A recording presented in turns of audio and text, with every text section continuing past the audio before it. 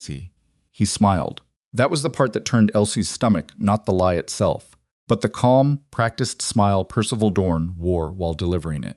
See, while Otto Falkenberg sat across the table red-faced and furious, demanding to know why river access had been stripped from the contract he'd reviewed 3 days prior, Percival turned to Gideon Strake with that polished, unhurried smile and said, see, quietly, almost gently, he says he's completely satisfied.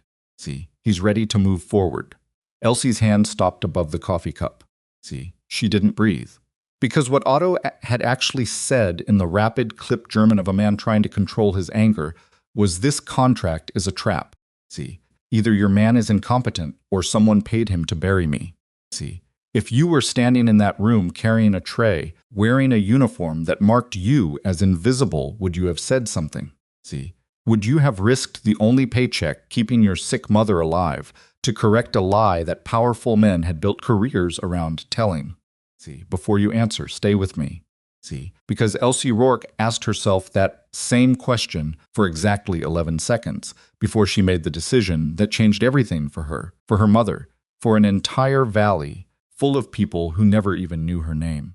See, subscribe now and hit that notification bell because this channel tells the stories that history forgot to write down. Ordinary people who did extraordinary things when no one expected them to and when everything was on the line.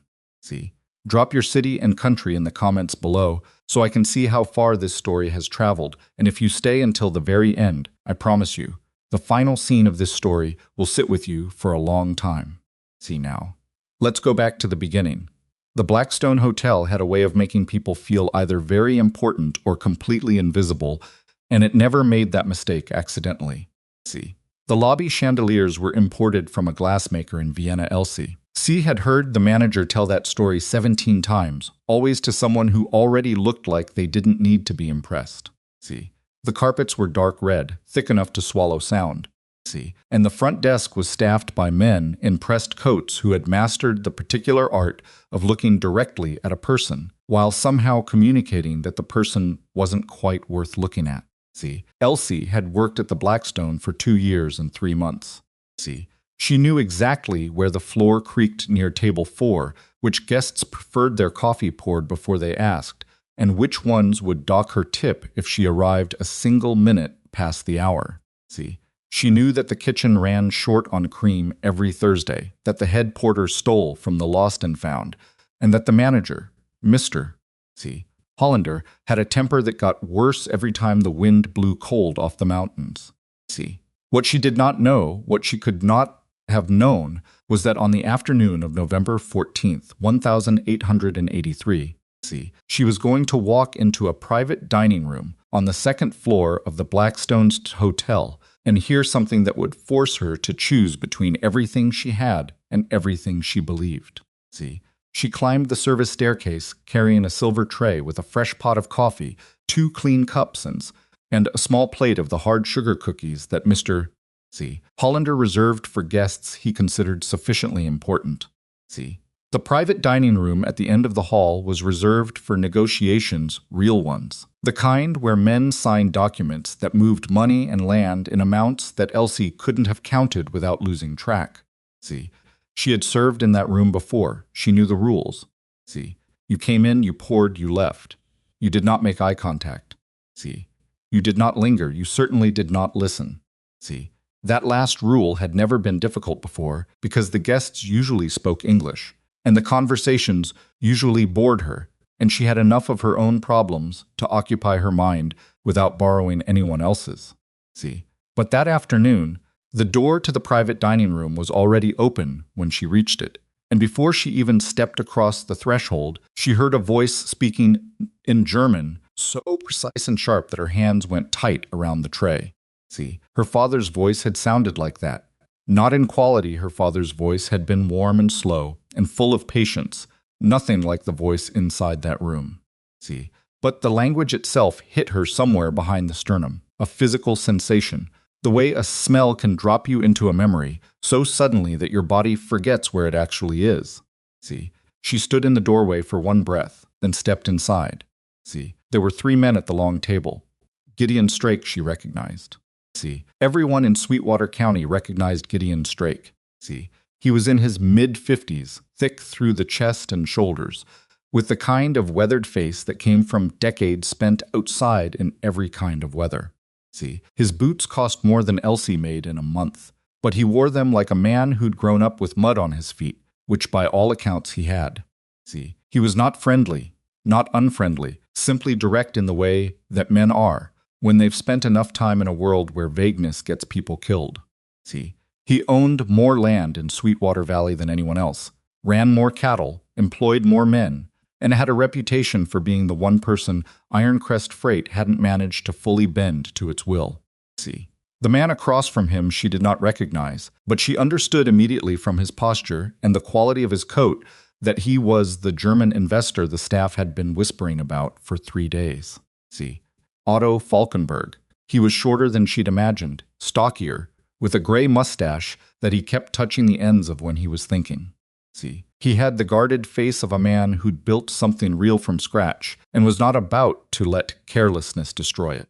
See, between them sat Percival Dorn. Percival was the kind of man who looked trustworthy the same way an expensive clock looks reliable, all clean lines and deliberate presentation, nothing left to chance. See, he was 30-something, brown-haired, with careful eyes and the kind of easy, measured tone that made every sentence sound like a reasonable conclusion. See, he dressed slightly better than necessary for Wyoming. See, he held his pen loosely, which Elsie had been told once was something confidence looked like. See, she'd believed it, looking at him, for about 40 seconds. See, she moved to the side table and began to arrange the cups. See, Otto was speaking. His German was not the careful, formal language of someone performing refinement. It was blunt, businesslike, the language of a man who respected time and had very little patience for decorative sentences. See, he was discussing the contract. The specific clause about river access, the one that determined which water rights passed to which party under different seasonal conditions. See, his tone was measured but carrying an edge. Percival listened, nodded, and turned to Gideon. See, he confirms the water clause as written is acceptable, Percival said. See, he has no objection. Elsie's hand stopped above the second coffee cup. See, she had been reaching to pour. She stayed exactly as she was, poised mid-motion, and ran what she'd just heard through her mind again to make sure she hadn't confused anything. See, Otto had said, "This clause needs amendment. The seasonal restriction on our northern access is unworkable as currently drafted." See, that was not what Percival had translated. That was not even close to what Percival had translated. See, Elsie set the pot down, slowly, and positioned herself 2 steps back from the table in the standard serving posture, hands clasped, eyes downward, present but functionally absent. See, she kept her breathing quiet. She did not look at Percival. See, Gideon was nodding, making a small mark on the document in front of him. See, Otto was watching him with the controlled expression of a man waiting to hear his own objection addressed, not understanding why it was being ignored. See, Percival said something to Otto, then not what Gideon had just said, which was only understood. Let's move to the next section. But rather, he insists the clause remains exactly as written. See, he says there's no flexibility. Otto's jaw shifted. See, his hand, which had been resting open on the table, folded into a loose fist. See, Elsie understood that gesture. She'd made it herself. See, it was the gesture of a person who had been told something that felt wrong, but couldn't quite put their finger on why, not yet, and was working to stay composed while the suspicion caught up. See, she watched Percival refill his own water glass. His hand was steady. See, his expression had not changed.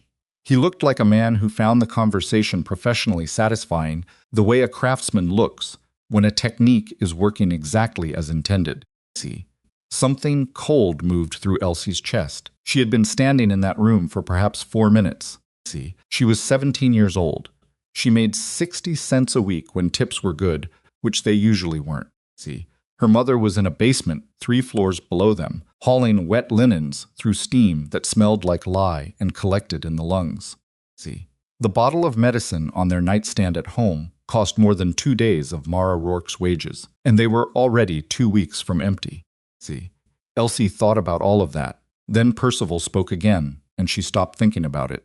See, Otto had asked, directly and calmly, whether the railroad surcharge schedule attached as Appendix C was the same one he had reviewed in the preliminary agreement, because the numbers seemed different.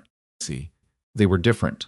Elsie could hear the suspicion in his voice, not accusation yet, but the careful, wary tone of a man who has been in enough negotiations to know when something has been moved on him. See, Percival translated this as, he wants to confirm Appendix C reflects the final version. See, he's satisfied with it. Gideon said, tell him yes, that's the final schedule. See, Percival said to Otto in German, he says it was revised to reflect current market rates. See, the preliminary numbers were estimates. Otto said nothing for a moment. See, then quietly I was not informed of a revision. See, Percival translated this as, he appreciates the clarification.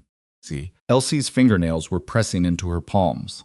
She understood she could not have explained to anyone how exactly, but she understood that she was watching a man being walked slowly and methodically into a room he would not be able to exit. See, that every exchange was a brick in a wall being built behind Otto Falkenberg while he stood looking forward, waiting for a conversation that was not actually taking place. See, she understood something else, too. She was the only person in that room who knew it. See, not because she was clever, though she was, though her father had told her so, and she had spent 2 years in a hotel watching people and understanding more than they realized, and she knew how to read a room the way some people read a book. See, quickly and thoroughly, and with attention to what wasn't said. See, but simply because of a man who had died 6 years ago in a farming accident on a Wednesday afternoon, who had spent 12 years teaching his daughter German the way other men taught their sons to ride, not because it would be useful, see, but because it was beautiful, because it built bridges between people, because he believed that understanding someone's language was the first step toward understanding the person. See, Thomas Rourke had been right about a lot of things. See, he had not been right, perhaps, that the world would reward a young woman for what she knew. See, but he had been right that knowing it would matter. See, it was mattering now. Otto said something then, not loudly, not with anger, but with the very specific exhaustion of a man who is beginning to suspect he has been taken for a fool. See, he said, I would like to see the original preliminary schedule and the revised one side by side before we proceed further. See, I am not comfortable signing anything today. Percival did not pause. See, he said to Gideon, he says he's prepared to move forward. See, he says, let's finish this today. Gideon reached for his pen. See, and Elsie thought, this is the moment. This is the exact moment. See, in 30 seconds, Gideon Strake puts that pen to paper, and this man across from him, this man who reminded her somehow of her grandfather in his directness, this man gets swallowed by a contract that has been specifically constructed to destroy him. See, she thought about her mother's hands. What the lie had done to the skin over the winter. See, how Mara never said anything about it, never complained, simply wrapped them at night and unwrapped them in the morning and went back. See, she thought about Mr. Hollander, who had told her on her first day that serving girls who caused trouble were replaced within the week, and who had meant it and who had done it. See, she thought about being 17 and invisible and knowing something that was going to matter enormously in the next 30 seconds, or never again. See, Gideon's pen touched the paper. Elsie stepped away from the wall. See, she did not plan what she said. She didn't rehearse it, didn't gather herself, didn't take a breath. See, her voice came out quite steadier than she expected, and not particularly loud, which is maybe why everyone heard it. See, your translator is lying. 3 men turned to look at her. See, Percival was the first to speak. He did it quickly, reflex, the instinct of someone who has practiced managing this specific type of intrusion. See, he didn't raise his voice. He didn't look alarmed. See, he looked, if anything, faintly amused, the way a man looks when a child makes a claim at the adult table. See, I beg your pardon, he said, not to her, to Gideon. See, already excluding her. Gideon Strake looked at Elsie, the way Gideon Strake looked at everything, with the careful attention of a man who had been surprised before and had learned that his first reaction was rarely the correct one. See, his eyes moved over her quickly, uniform, Trey Young. See, he said nothing. Otto was watching her with an expression she couldn't quite name. See, not surprise exactly. Something more careful. He was waiting. See, Percival said, mildly, still speaking to Gideon rather than to her. The girl has apparently mistaken this conversation for something that concerns her. See, perhaps she'd like to collect her things and— What did he say? Gideon asked Elsie. See, his voice was not gentle, but it was direct, which was different. See, Elsie met his eyes. Her hands were shaking slightly, she could feel it, and she hoped it didn't show. See, Mr. Falkenberg said he wanted to see the original and revised railway schedule side by side before signing anything. See, he said he was not comfortable proceeding today. She paused. See, that's what he said. Both times the last two exchanges. See, silence. Percival let a small breath out through his nose, careful, controlled. See, Mr. Strake, I understand she means well, but how do you know German? Gideon said. See, he was still looking at Elsie. My father taught me, she said. See, from when I was very small, he was a farmer. He loved languages. Her throat was tighter than she wanted it to be. See, he's gone now. But I remember everything he taught me. See, Gideon was quiet for 3 full seconds. Then he turned to Percival. See, translate what she just said, word for word, into German. See, so Mr. Falkenberg can hear it. Percival's smile didn't break. See, but something behind it did. Mr. Strake, I hardly think. See, I didn't ask what you thought, Gideon said. The room went very still. See, Percival translated. His German was technically correct, she'd give him that. He was genuinely skilled, but he softened it, shifted the framing. See, turned my father taught me from when I was very small into something closer to. She claims her father may have taught her some words. See, Otto looked at Elsie. She looked back at him. See, and then she said, see, in German. See, without looking away from him. See, he changed what I said just now. See, I told Mr. Strake that my father taught me German since childhood. See, Mr. Dorn told you that I claimed to know a few words. See, Otto's mustache moved. It was the first time in the entire meeting that his expression had cracked, and it didn't crack into anger or relief or even vindication. See, it cracked into something much more tired. The look of a man who had already suspected something terrible and was now watching the proof arrange itself in front of him. See, he said slowly, see, in German. See, how many exchanges did he alter? See, Elsie answered him honestly, every one that I heard. See, I arrived 4 minutes ago. Otto closed his eyes briefly. See, then he opened them and looked at Percival Dorn with an expression that needed no translation. See, Gideon Strake picked up the unsigned contract. He held it for a moment, looking at it. See, then he set it back down and said quietly, you're going to tell me everything.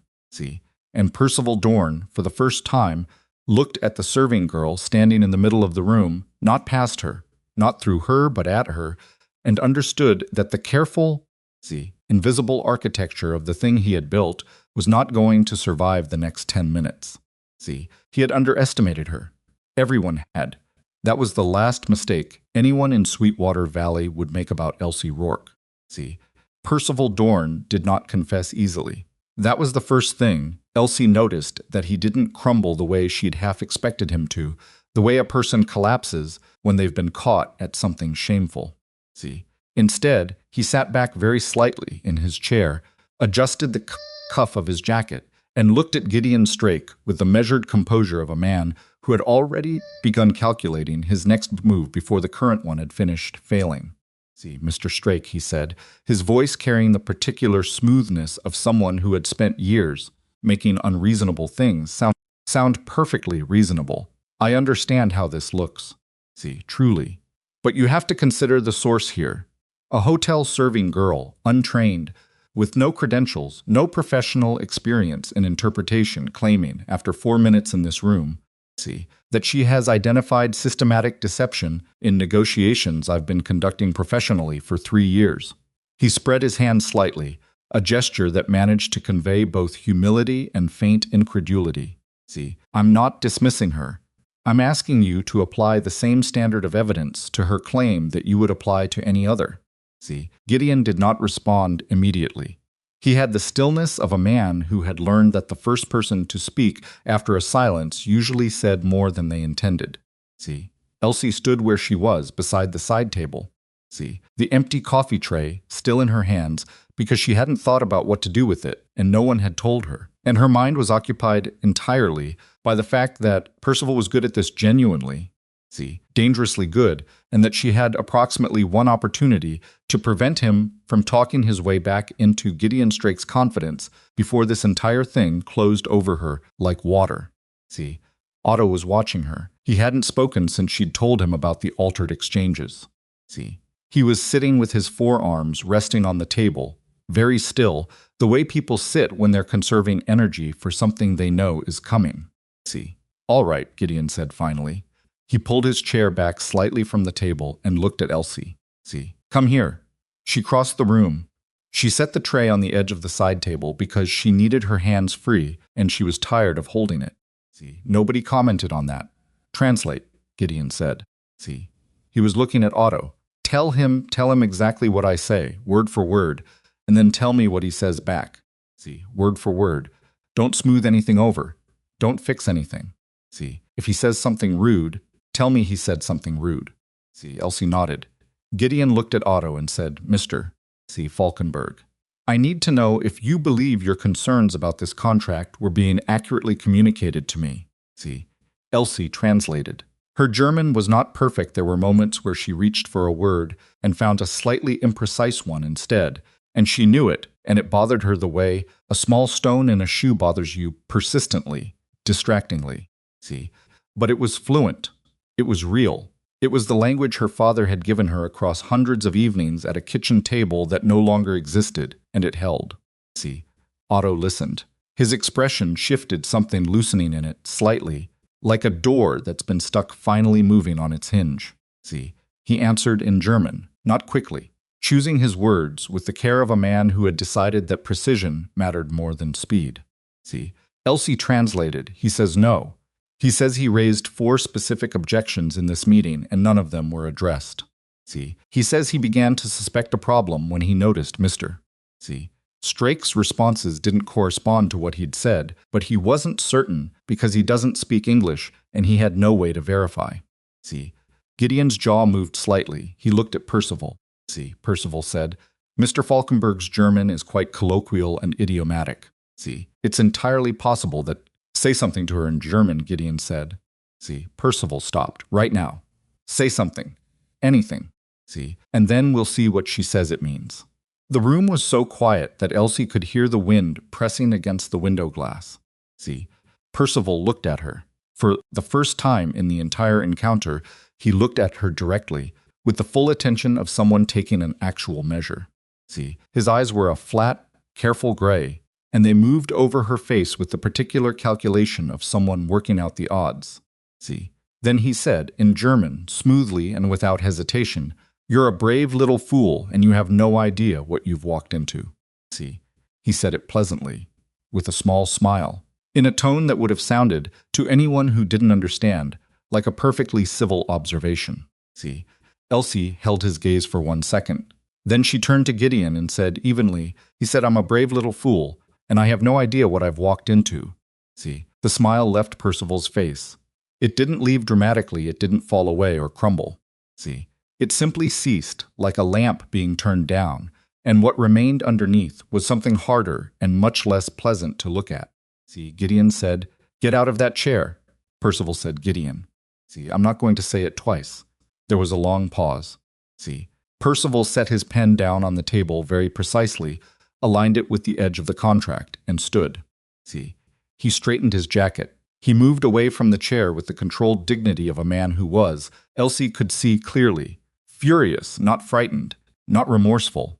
See, furious in the specific way of someone whose plan has been disrupted by a factor they'd categorized as insignificant and are now being forced to recalculate. See, he moved to the far wall and stood there. He did not leave the room. See, Gideon hadn't told him to leave the room, and Percival, Elsie sensed, was still running calculations. See, Gideon looked at his chair. Then he looked at Elsie. See, sit down, he said. She stared at him. In the chair, he said. See, sit. She sat. The chair was higher than she expected, and the table was large, and the contract sitting in front of her was a thick document with a ribbon tie, and she was suddenly, see, acutely aware that she was a 17-year-old girl in a serving uniform sitting at a negotiating table between 2 of the most powerful men in the territory, and that her hands were still slightly shaking. See, and that she had absolutely no idea what happened next. See, what happened next was that Gideon Straker placed both hands flat on the table, looked at Otto Falkenberg, and said, "Tell him we're starting over." See, Elsie translated. Otto looked at her, then at Gideon. See, then back at her. He said something short in German. See, Elsie said, "He wants to know if you're serious." "Tell him yes." See, she told him. Otto was quiet for a moment. Then he reached into his breast pocket, removed his glasses, cleaned them with a cloth from his vest pocket, and put them back on. See, he pulled the contract toward himself across the table. See, he opened it to the first page. He said in German, then let's start at the beginning. See, Elsie translated. He says, let's start at the beginning. See, Gideon nodded once. He looked at the contract. He looked at Elsie. See, you understand legal language, contracts? Some, she said honestly. See, my father read to me. A lot of different things. I understand most of it. See, some of the terminology is, she paused. I'll tell you when I don't know a word. See, that's all I need, Gideon said. Percival made a sound from the far wall. See, not a word, something between a laugh and an exhale, controlled and quiet, and carrying a very specific kind of contempt. See, this is extraordinary, he said to no one in particular. See, you're going to let a serving girl renegotiate a $100,000 contract. See, I'm going to let her translate one, Gideon said without looking at him. See, which is what you were supposed to be doing. Percival said nothing after that. See, but he stayed. The first time Elsie worked through a clause with both men, she was terrified. See, not of Gideon. Not really, he was direct and occasionally abrupt, but he did not condescend to her, which she had not expected. See, she was terrified of being wrong, of misremembering a word, of choosing the wrong equivalent, of that slight imprecision in her vocabulary becoming a crack that Percival could push his fingers into and widen into doubt. See, she translated carefully, more carefully than she'd spoken in years, reaching back through 6 years of memory to her father's voice, reading German texts aloud at the kitchen table newspaper articles, farming manuals.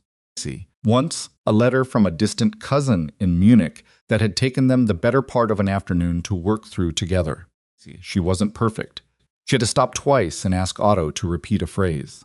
See, she told Gideon once that she wasn't certain of the precise legal meaning of a particular German compound word and that he should note the uncertainty before moving on. See, Gideon noted it. He did not look impatient. He looked like a man who had spent enough time in difficult situations to understand that honesty about limitations was worth considerably more than false confidence. See, Otto, for his part, watched her with an attention that was not unkind. See, he spoke more slowly once he understood her. German was self-taught rather than formally trained. See, he chose simpler constructions. He was not doing it to patronize her. She understood that instinctively he was doing it the way her father used to do it when he was teaching her something new. See, when he'd slow down, not because she was slow, but because the thing was worth getting right. See, they reached the railroad surcharge schedule in Appendix C after 40 minutes. See, Elsie had been aware of the document in a general sense. She'd been listening to the discussion of it, following the numbers as Gideon walked through them line by line. See, but when she looked at the specific column that matched the preliminary agreement numbers against the final contract numbers, she went still in a way that she couldn't entirely control. See, something wrong? Gideon said. She looked at the two sets of figures. See, she looked at them again. These numbers, she said. See, the transport cost per head of cattle in the winter months. See, in the preliminary agreement, the one that Mr. Falkenberg reviewed before today, this figure is 62 cents. See, in this contract, it's 89 cents. Gideon said, I see that. See, that's not a rounding difference, Elsie said. That's not a clerical error. She was aware of Percival across the room, perfectly still, watching her. See, she kept her eyes on the document. If this is applied across Mr. Falkenberg's projected cattle volume for winter operations, that difference would cost him. She did the arithmetic in her head, carefully, checked it again. See, somewhere between $12,000 and $15,000 over the first 3 years of this agreement. See, the room was very quiet. Otto leaned over and looked at where she was pointing. See, she translated the figure difference for him. He looked at the numbers for a long moment, And then he looked at Percival Dorn with an expression that Elsie was grateful not to be on the receiving end of. See, that, Percival said from the wall, in the tone of someone who has decided that forward is the only available direction now, was a clerical transcription error that would have been caught and corrected before. See, before what? Otto said in German. Elsie translated it without being asked. See, Percival switched to German himself, smooth, unhurried, technically correct. See, he said, before the agreement was filed. These things happen in complex documents. See, it's why there's a review period. There is no review period in this contract, Elsie said. See, I read that section 20 minutes ago. The agreement becomes binding on signature. See, another silence. Percival looked at her, really looked at her for the second time. See, the calculation was back in his eyes, sharper now, reconfigured around a new and apparently inconvenient variable. See, you're very thorough for someone who carries coffee for a living, he said. See, my father believed in reading everything carefully, she said. See, he said the most expensive words in any language are the ones you skip over. See, she hadn't planned to say that. It came out of some stored place, her father's voice, sitting across from her at that kitchen table, tapping the page with one finger. See, read it again, Elsie. The words you rush past are the ones somebody wanted you to rush past. See, she hadn't thought about that in 2 years. Gideon was looking at the document. See, how many more sections are there like this one? I don't know, Elsie said. See, we'd have to go through all of it. Then that's what we're doing. See, they went through all of it. It took the rest of the afternoon. See, the light through the window moved from the sharp white angle of midday to the softer, longer gold of late afternoon, and then began to fade toward the gray that comes before dark. See, nobody brought more coffee. Elsie forgot entirely about the coffee. See, she forgot about the tray she'd left on the side table, and about the rooms below that she was supposed to be serving, and about Mr. See, Hollander, and about what would happen to her wages, and she just read and listened and translated and thought. See, she found 3 more problems. See, the first was in the water rights section, a clause that appeared on its surface to grant Otto equal seasonal access to the northern branch of the Sweetwater River, but which contained a subordinate clause 3 paragraphs later, see, in language so dense it was nearly impenetrable, that effectively voided that access any time Ironcrest Freight certified a capacity priority on the adjacent rail corridor, see, which Elsie noted Ironcrest could certify at its own discretion, for any reason, without notification, see. So they can cut off the water access, Gideon said, whenever they feel like it, see. Whenever they certify a capacity priority, Elsie said, see, which they can do whenever they feel like it. Gideon looked at the clause for a long time. See, then he looked at Percival and said, you wrote this. See, it wasn't a question. Percival said, I reviewed it. See, did Ironcrest draft it? Percival was quiet for a moment. See, then I was given a template.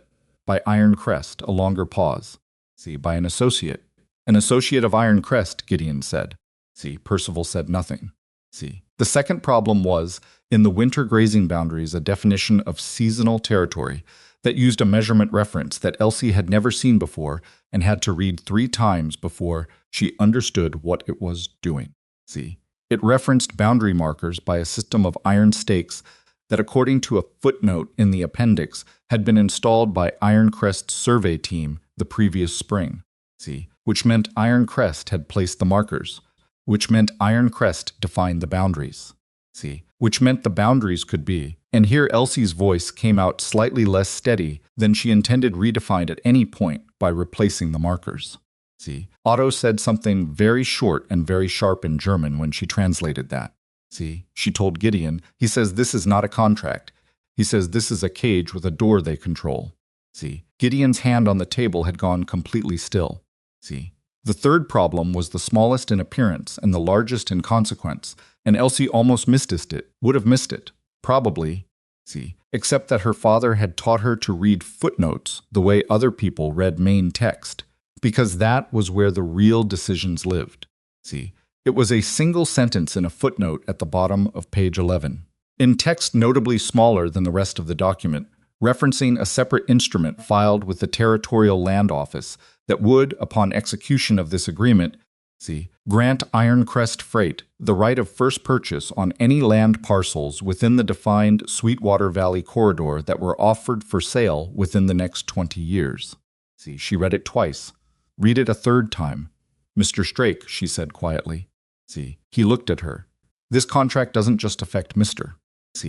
Falkenberg's operation, she said. She turned the document so he could see the footnote and pointed. This gives Ironcrest first purchase rights on land sales in the valley. Not just his land, any land in the corridor for 20 years. Gideon did not speak for a very long time. When he did, his voice was completely level, which was somehow worse than anger. That includes my land. If you're within the defined corridor, Elsie said. I'd need to see the corridor map to confirm the boundaries, but based on the description in Section 4, she turned back a few pages, found it. Yes, your main holdings would be within it. Gideon Strake sat back in his chair. He looked at the contract. He looked at Percival Dorn. Percival had stopped pretending. He was standing against the wall with his arms folded and his face arranged into something that was no longer performing composure, it was simply closed, and waiting. And Elsie could see the faint muscle movement along his jaw that meant he was thinking fast. This wasn't just about Falkenberg, Gideon said. Percival didn't answer. This was about me, Gideon said. Getting my signature on a document that handed Ironcrest purchase rights on my land without me knowing it. Gideon, how much did they pay you? The question landed in the room like something heavy dropped from a height. It didn't echo. It just sat there. Percival looked at him for a moment. Something moved through his face, not guilt. She didn't think it was guilt. It was something more complicated than that. Something that might have been, in a different life, the beginning of shame. Then he pressed it back down. Enough, he said finally. Gideon stood up. He was not a small man, and he had spent decades being the largest presence in most rooms he entered. And when he stood up now, the room contracted around him in a way that had nothing to do with physical size and everything to do with the specific gravity of a man who has just had something very important. Confirmed and is deciding what to do with the confirmation. Enough, he repeated. Flat. How long? How long have you been working with them? 2 years, Percival said. His voice was still even. Elsie noticed with a distant kind of clarity that he was still calculating. Still looking for a way out of this that preserved something. But Gideon, you have to understand the position they put me in. Ironcrest has the rail lines. They have the freight routes. The alternative to cooperation was honesty, Gideon said. You had my complete trust for 12 years. 12 years, he stopped. He picked up the contract. He looked at it for a moment. Then he set it back down, carefully, without tearing it. You're going to tell me everything, every communication you've had with Ironcrest. Every document, every instruction. And you're going to tell Otto in German, his German, not whatever version of it you've been performing. You're going to tell him exactly what you were doing and why. Percival looked at him for a long moment. Then he looked at Elsie, as though weighing something. She looked back at him steadily and said nothing. He looked back at Gideon. Something gave way in him, not dramatically, not all at once, but in the manner of a structure that has held under pressure for too long and begins to fail from the inside. His shoulders dropped a fraction, his chin came down slightly. All right, he said. He talked for a long time. What emerged was not simple. It was not the clean story of a villain with a straightforward motive. It was the messier, more unsettling story of a man who had made a first compromise a long time ago, told himself it was isolated, and then discovered that isolated compromises have a way of chaining themselves together until the chain is too heavy to lift. Ironcrest had approached Percival 2 years prior, not with a direct bribe, but with an arrangement, a consulting arrangement, legitimate on its surface. Compensating him for what they called market intelligence. What that meant, in practice, was information. Who was negotiating what? Which ranchers were close to deals that Ironcrest wanted to disrupt or redirect? Which land was vulnerable? The arrangement had escalated. Each escalation had been framed as a small extension of the one before. By the time Percival was sitting at this table, altering translations in real time. He had been in it so long and so deeply that the specific moment when he could have gotten out had become, in his own memory, genuinely difficult to locate. See, none of this made Elsie sorry for him, but she filed it away because she understood instinctively that the shape of how someone falls matters not for absolution but for protection. See, if you understand how the trap was built, you understand how to spot it being built again. See, Otto listened to the German version of all of this without speaking. See, when Percival finished, Otto looked at the table for a while.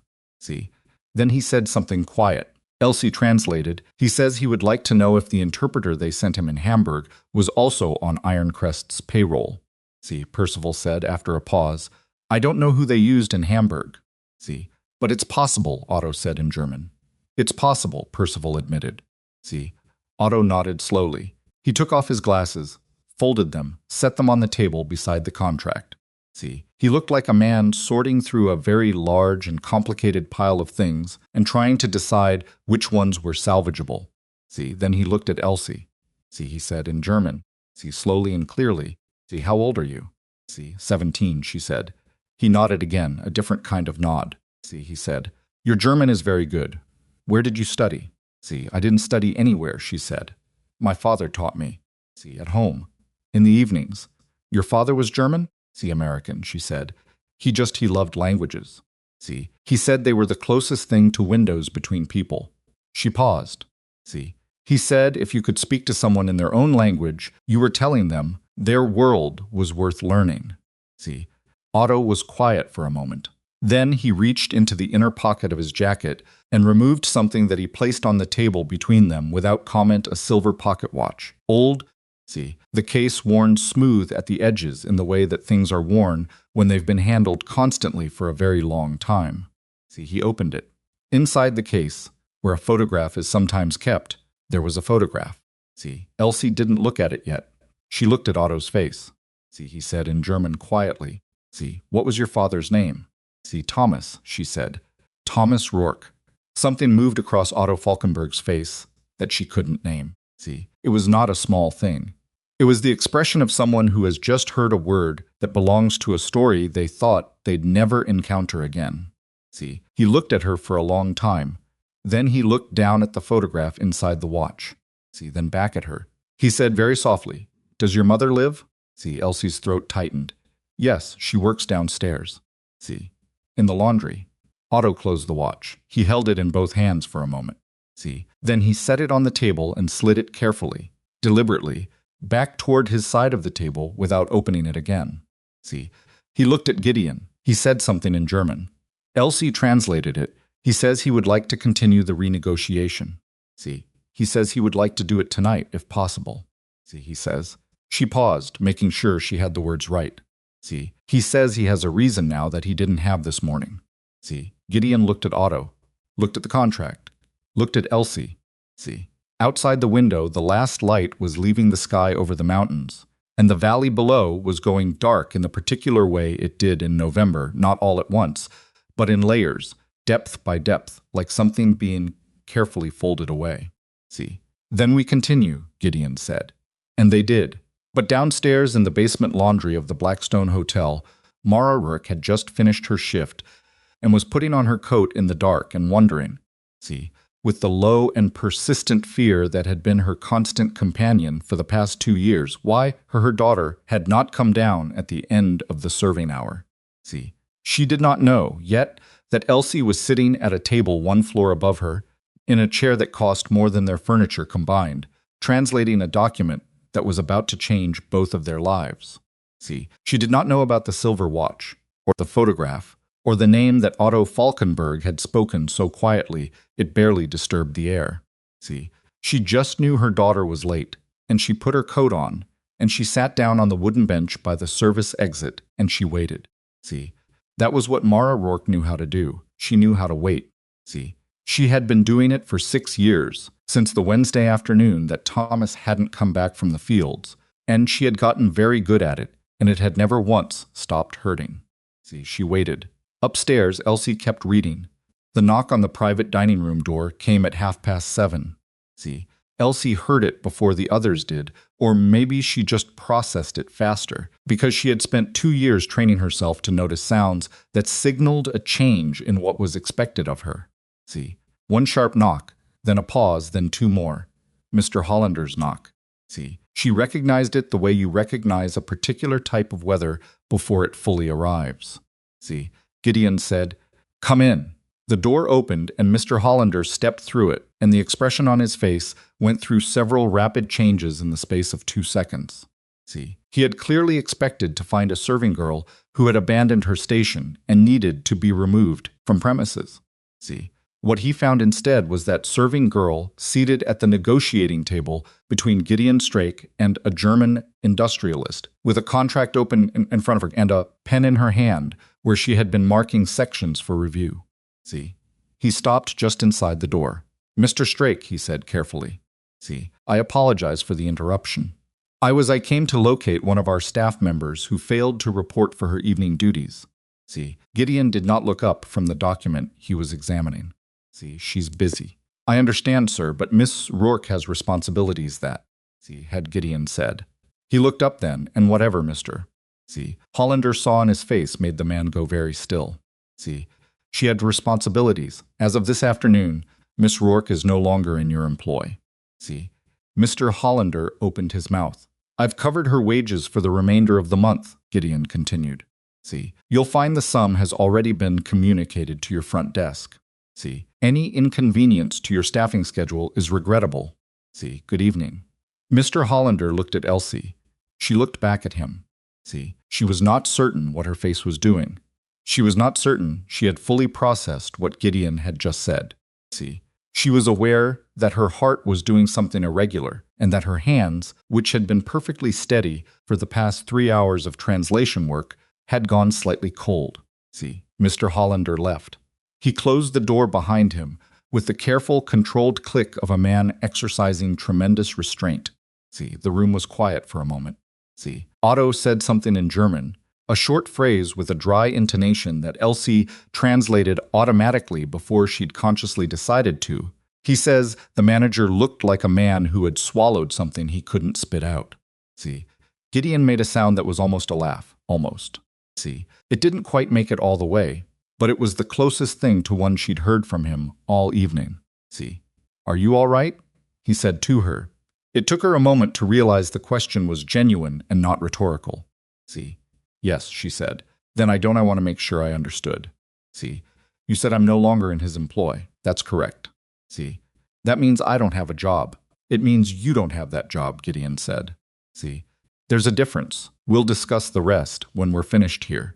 He looked back at the contract. See, page 14, the liability clause. "Let's keep moving."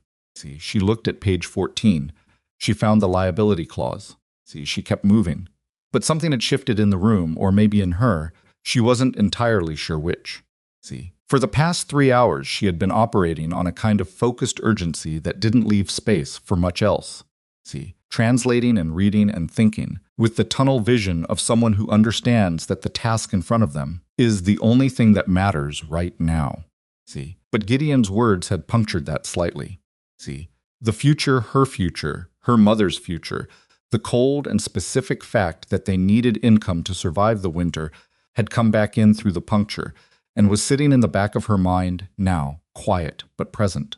See, she pushed it back as far as she could and focused on page 14.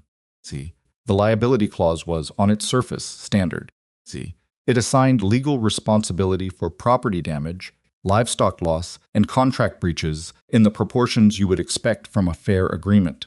See, but embedded in the second paragraph was a definition of consequential loss that Elsie read 3 times, each time becoming more certain that she understood it correctly and less certain she wanted to be right. "See, Mr. Strake," she said. "I see it," he said. He was reading the same paragraph. "See, tell me what you think it means." "I think it means," she said slowly, "that if Ironcrest's rail operations cause damage to Mr. See, Falkenberg's cattle flooding from diverted water, delayed transport, whatever it might be, he can only recover damages for the direct loss. See, not the consequential loss, not the lost revenue from cattle that don't make it to market, or the contracts he loses with buyers because a shipment was delayed. See? And for us, she checked the parallel clause on the following page, the one that governed Gideon's side of the liability. See, she read it carefully. Your consequential loss protection is intact. See, full recovery rights. Gideon was quiet. They weren't trying to be subtle, Elsie said. See, they were counting on nobody reading both clauses together and comparing them. See, nobody who didn't have German and English both, Gideon said. See, she hadn't thought of it that way. She thought of it now. See, Percival had been standing by the window for the past hour. See, he had stopped pretending to be composed and was now simply tired. She could see it in the way he was standing, the weight distribution of a man who has run out of energy for performance. See, he had answered Gideon's questions. He had, to his credit or his pragmatism or both, stopped minimizing and started giving direct information. See, she didn't trust him. She didn't think she ever would. See, but she had started, in a guarded way, to believe that he was telling the truth about what he knew. See, he said, without being asked, Ironcrest has 3 other contracts like this one in the valley. See, different parties, different translators, or no translator needed because both parties spoke English and the trap was structural rather than linguistic. See, same general architecture. Gideon looked at him. Ranchers who signed last spring, Percival said. See, the Halford operation. The 2 brothers with the Crestwood grazing lease. See, and the widow Marchetti, the one with the orchard land near the southern fork. See, Gideon's expression did something complicated. You knew about all 3. See, I reviewed the templates, Percival said. I didn't draft them. See, I need you to understand that distinction, even if it doesn't make much practical difference to you. See, it doesn't, Gideon said. I know. Percival looked out the window. See, the glass was dark now, just his reflection, looking back at him from the black of the November night. See, the Marchetti woman, she's already behind on the liability payments Ironcrest manufactured out of a late shipment last September. See, they're going to push her into default inside of 6 months. See, the room was very quiet. Elsie thought about the widow Marchetti, whom she had never met. See, she thought about a woman sitting in a house somewhere near the southern fork, watching a situation close around her that she didn't fully understand. See, because the trap had been built in language, she thought she understood until the moment the walls came up. See, we're going to need Percival's full accounting, she said. See, in writing, every document, every communication, every instruction he received from Ironcrest's people. See, all of it. Both men looked at her. She became aware, a half-second after speaking, that she had said we, and that the we was presumptuous in about 5 different directions. See, she was still 17, still in a serving uniform with a coffee tray on the side table behind her, still a girl who had walked into this room 2.5 hours ago carrying someone else's coffee. See, but neither man corrected her. Gideon said, she's right, to Percival. See, all of it, tonight. Percival nodded slowly. He moved to the table, not to his old seat, but to the far end, away from the contract, and sat down with a piece of paper that Gideon pushed toward him. See, he picked up a pen. He began to write. The scratch of his pen was the only sound in the room for a while. See, Otto leaned slightly toward Elsie and said, in German, quietly enough that it wasn't meant for Gideon's ears, though she suspected Gideon might have heard, you said your mother is downstairs. She was, Elsie said. Her shift ended an hour ago. See, she might still be waiting for me. She'd worry if I didn't. She stopped. See, go and find her, Otto said. She looked at him, surprised. See, she is waiting in the dark for her daughter, Otto said. See, he said it simply, without drama. Go and find her. See, bring her up. What happens next? She should be here for. See, Elsie looked at Gideon. He made a brief gesture go without looking up from the document. See, she stood up from the table. See, her legs were stiff from sitting in the same position for hours, and she stumbled slightly on the leg of the chair as she pushed it back, which was undignified, and she caught herself on the table edge, which was more undignified. See, and for a moment she was just 17 again, and tired and not any version of composed or capable. See, she went to find her mother. The service staircase was dark at this hour, lit only by the small lamp at the bottom landing, and Elsie went down it quickly with one hand on the wall. See, the basement was empty, the laundry shut down hours ago, the big drums silent, the air still carrying the smell of lye and steam but no longer hot with it. See, she went to the service exit and pushed through the heavy door. See, Mara was sitting on the wooden bench outside. See, she had her coat buttoned to the top, her hands folded in her lap, and she was looking at the ground in front of her feet with the expression of a woman who is not actually seeing the ground, who is somewhere else entirely. See, running some internal calculation that never quite comes out to a number she can live with. See, she looked up when Elsie came through the door. For a moment, neither of them said anything. See, then Mara stood up, and the movement was slower than it should have been. For a woman of 43 slower than it had been 2 years ago. See, Elsie noticed with a tightness in her chest, and she crossed the 3 steps between them and put her hand on Elsie's face. See, "You're all right," she said. It wasn't a question. See, "I'm all right," Elsie said. Mara looked at her carefully. The way mothers look when they're checking something they can see in your face that you don't know is showing. See, "Hollander sent someone down an hour ago to tell me you'd abandoned your post." See, "I didn't," she stopped. "I didn't know what to think." See, "I didn't abandon it," Elsie said. It's complicated." See, "Mama, I need you to come upstairs with me." "Upstairs where?" See, "The private dining room. 2nd floor." Mara's eyes went narrow. See, "Elsie, I know how it sounds. I need you to trust me." See, "There are 2 men up there who need to—" She stopped because she wasn't entirely sure how to explain what the 2 men needed her mother for, because she wasn't entirely sure herself, except that Otto had asked. See, and Otto's face when she'd said her father's name had done something she didn't have the right language for yet. See, "Please," she said. "Just come up." Mara looked at her for another moment. See, then she said, "All right." She straightened her coat, rebuttoned the top button that had come undone, and followed Elsie back inside. See, they went up the service stairs together. Elsie first, Mara 1 step behind. See, Mara did not ask questions, which was something Elsie had always been grateful for in her mother, the ability to hold her questions until there was a reasonable place to put them. See, at the top of the stairs, Elsie stopped and turned around. See, "I need to tell you something before we go in. Tell me."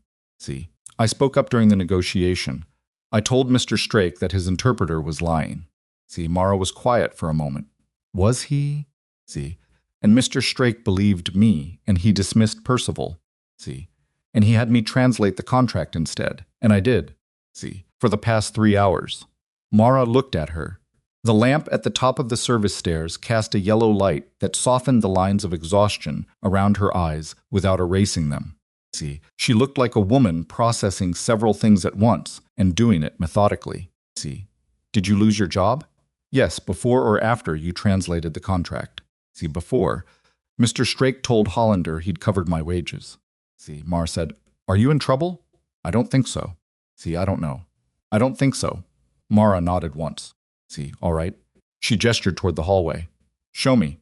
See, they went down the hall to the private dining room, and Elsie pushed the door open, and Mara followed her in. See, the scene inside had changed while Elsie was gone. See, Percival was still writing at the far end of the table, his head down, 3 sheets of paper already covered in his precise, careful handwriting.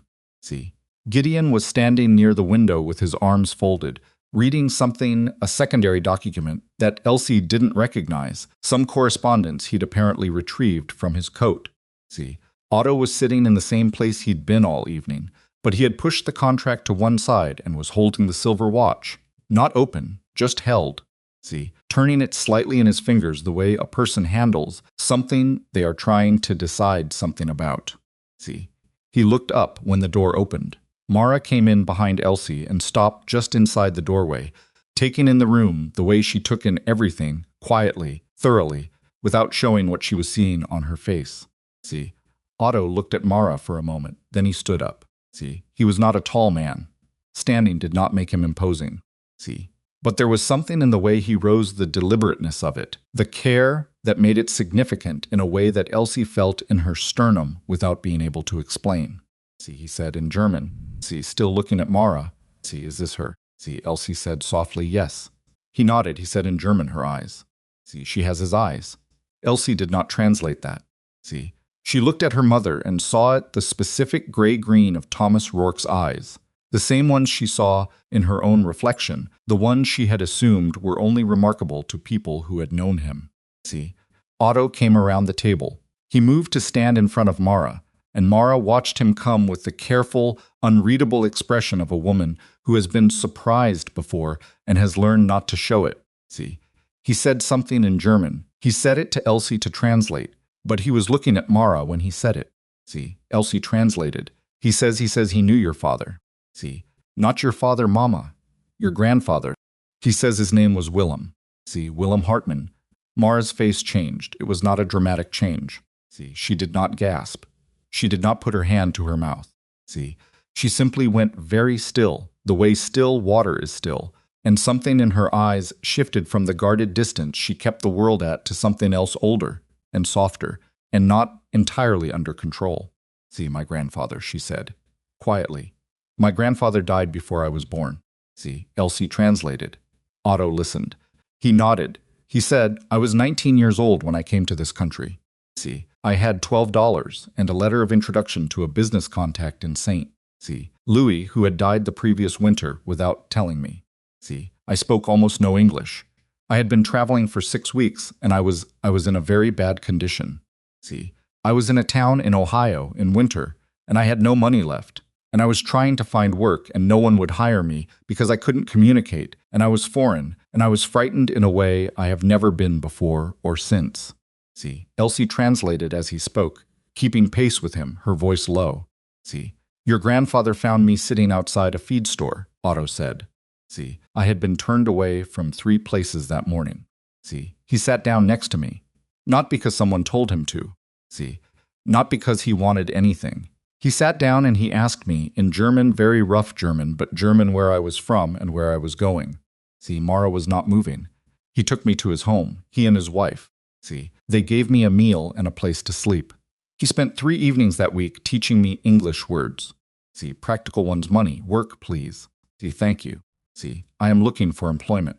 See, he wrote them out for me on paper. Otto paused. He found me my first job. See, he told his neighbor, who ran a grain operation, that I was a hard worker. See, he vouched for me. He had no reason to. He had never met me before. See, he stopped speaking. Elsie finished translating the last sentence, and then there was silence in the room. See, Gideon had put down the document he was reading. Percival had stopped writing. See, even the scratch of the pen was gone. He stayed in touch, Otto said, more quietly now. See, for many years. Letters, we wrote letters. His German improved. See, my English improved. By the time I was established, by the time I had built something real, he was already gone. He turned the watch in his fingers. See, I had this watch made to carry his photograph when I heard that he had died. See, I have carried it for 22 years. He opened the watch. See, he turned it so that Mara could see the photograph inside the case. See, Mara looked at it for a long time. Then she put her hand over her mouth. See, not a gasp, more like she was holding something in, pressing it back. See, her eyes went bright. That's him, she said through her fingers. See, that's my grandfather. Elsie did not need to translate that. See, Otto nodded. He closed the watch. He looked at Mara and then at Elsie, and he said, in German, your daughter did for me tonight exactly what he did for me in Ohio. See, she sat down beside me when she had every reason to walk away. See, she told me the truth when the truth was dangerous to speak. See, she gave me what I needed to protect myself when it would have been easier and safer to give me nothing. See, he said, the family did not lose the gift when they lost the man. See, Elsie translated this for her mother. Her voice did something on the last sentence that she hadn't fully authorized, a slight roughness, a fraction of a second where the words didn't come out entirely steady. See, she got them out. She looked at the table afterward rather than at anyone's face. See, Mara said nothing for a moment. Then she said to Elsie, your father used to say that. See, I know, Elsie said. He used to say it about your grandfather. See, about the stories. I know, Mama. They looked at each other. See, Gideon cleared his throat, not intrusively, but the way a man clears his throat when he understands that a moment has happened, and that it needs a few more seconds before the room can move forward. See, he gave it those seconds. Then he said, Mrs. Rourke. See, I'm sorry to bring you into a complicated evening. See, I imagine Elsie's given you the short version. Mara recovered herself. See, she lowered her hand from her mouth. She straightened in the way she always straightened, not showy, just the quiet resetting of a woman who has decided that composure is the appropriate response to the current situation. See, she gave me almost none of it, Mara said, but I'm beginning to understand the shape of it. See, the shape of it, Gideon said, is that your daughter walked into this room this afternoon and stopped a fraud that would have cost this man, he gestured toward Otto, a great deal of money, and cost this valley a great deal more than that. See, she did it at considerable personal risk, and she spent the last 3 hours helping us reconstruct a contract from the ground up, which he paused. See, and she could hear in the pause the slight roughness of a man who does not often say things like this and is aware of the awkwardness. I would not have been able to do without her. See, Mara looked at Elsie. See, Elsie looked back at her mother and waited for the look that meant Mara was calculating the particular focused stillness that she got when she was working something out, holding variables in place while she ran them against each other. See, then Mara said, "What happens to the other contracts? The ones your man mentioned. See, the other ranchers." Percival looked up from his writing. See, Gideon looked at him. "She was listening at the door," Percival said, not unkindly. See, he looked at Mara. "You were listening at the door." See, "I came in with my daughter," Mara said evenly. "I heard what I heard." See, "She right to ask," Gideon said. He looked at Elsie. See, "It's a fair question." Elsie had been thinking about it since Percival had named the 3 other operations, the Halford family, the 2 brothers with the Crestwood lease, the widow Marchetti. See, she had been thinking about it while translating, carrying the question in one part of her mind while the other parts worked through the contract language. See, "Percival's written account," she said. See, "If it's complete, if it has the specific mechanisms, iron crest used in each contract, the clause structures, the particular language patterns, then someone who knew what to look for could find the same traps in the other agreements." See, "Someone who knows German and English," Gideon said.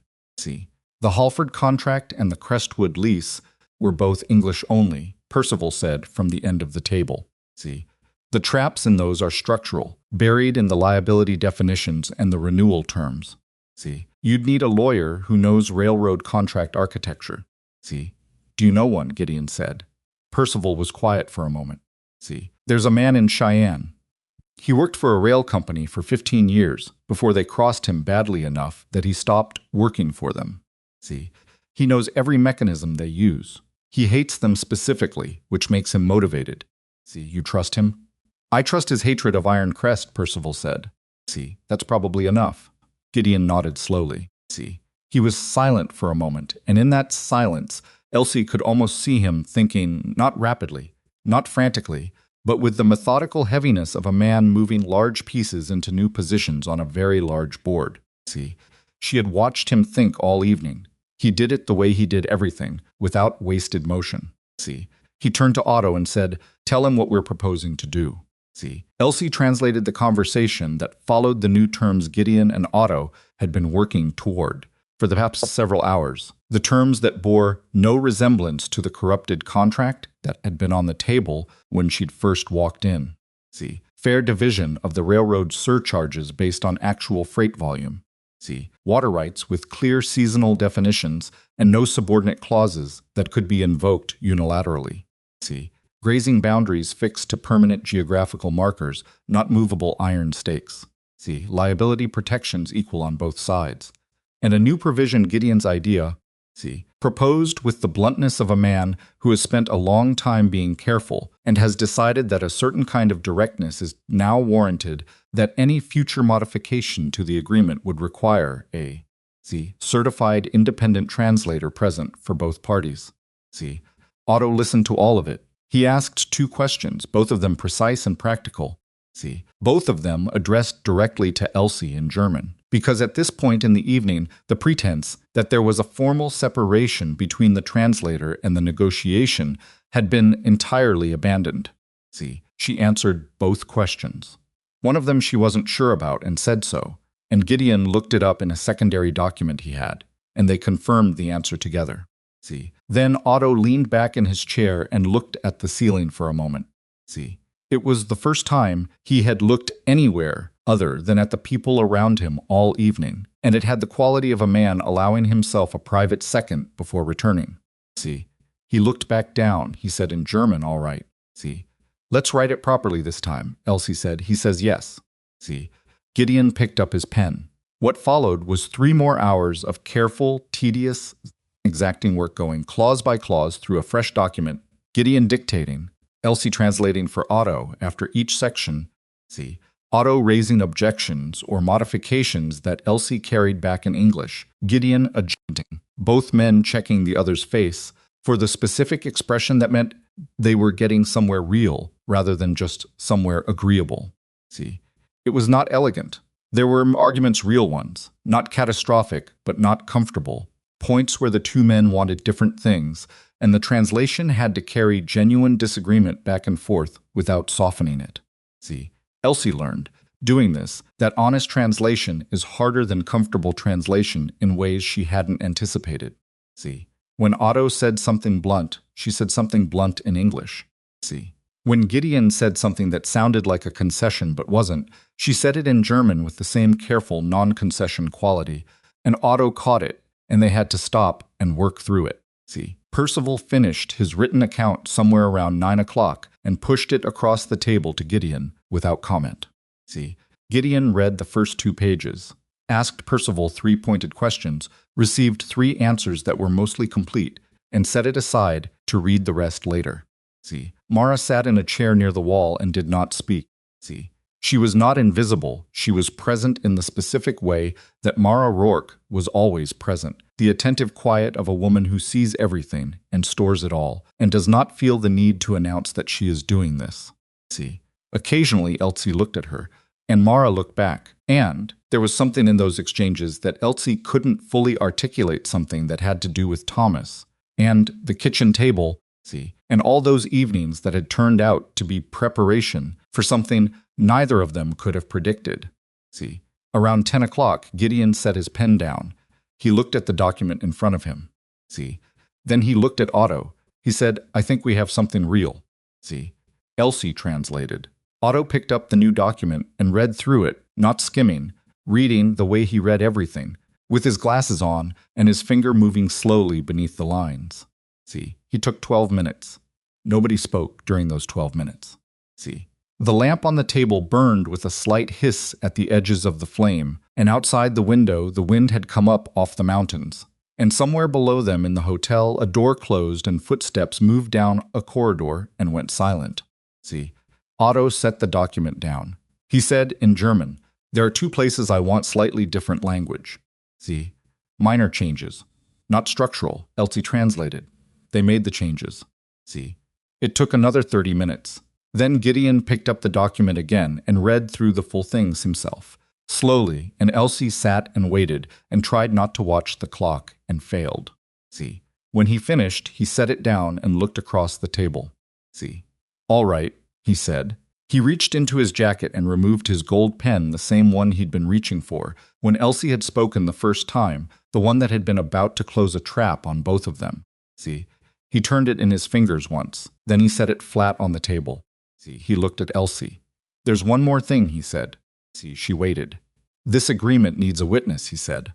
See, someone who can attest that both parties negotiated freely, with full understanding of the terms, with honest translation, and without coercion or manipulation. He paused. See, I want that witness to be you.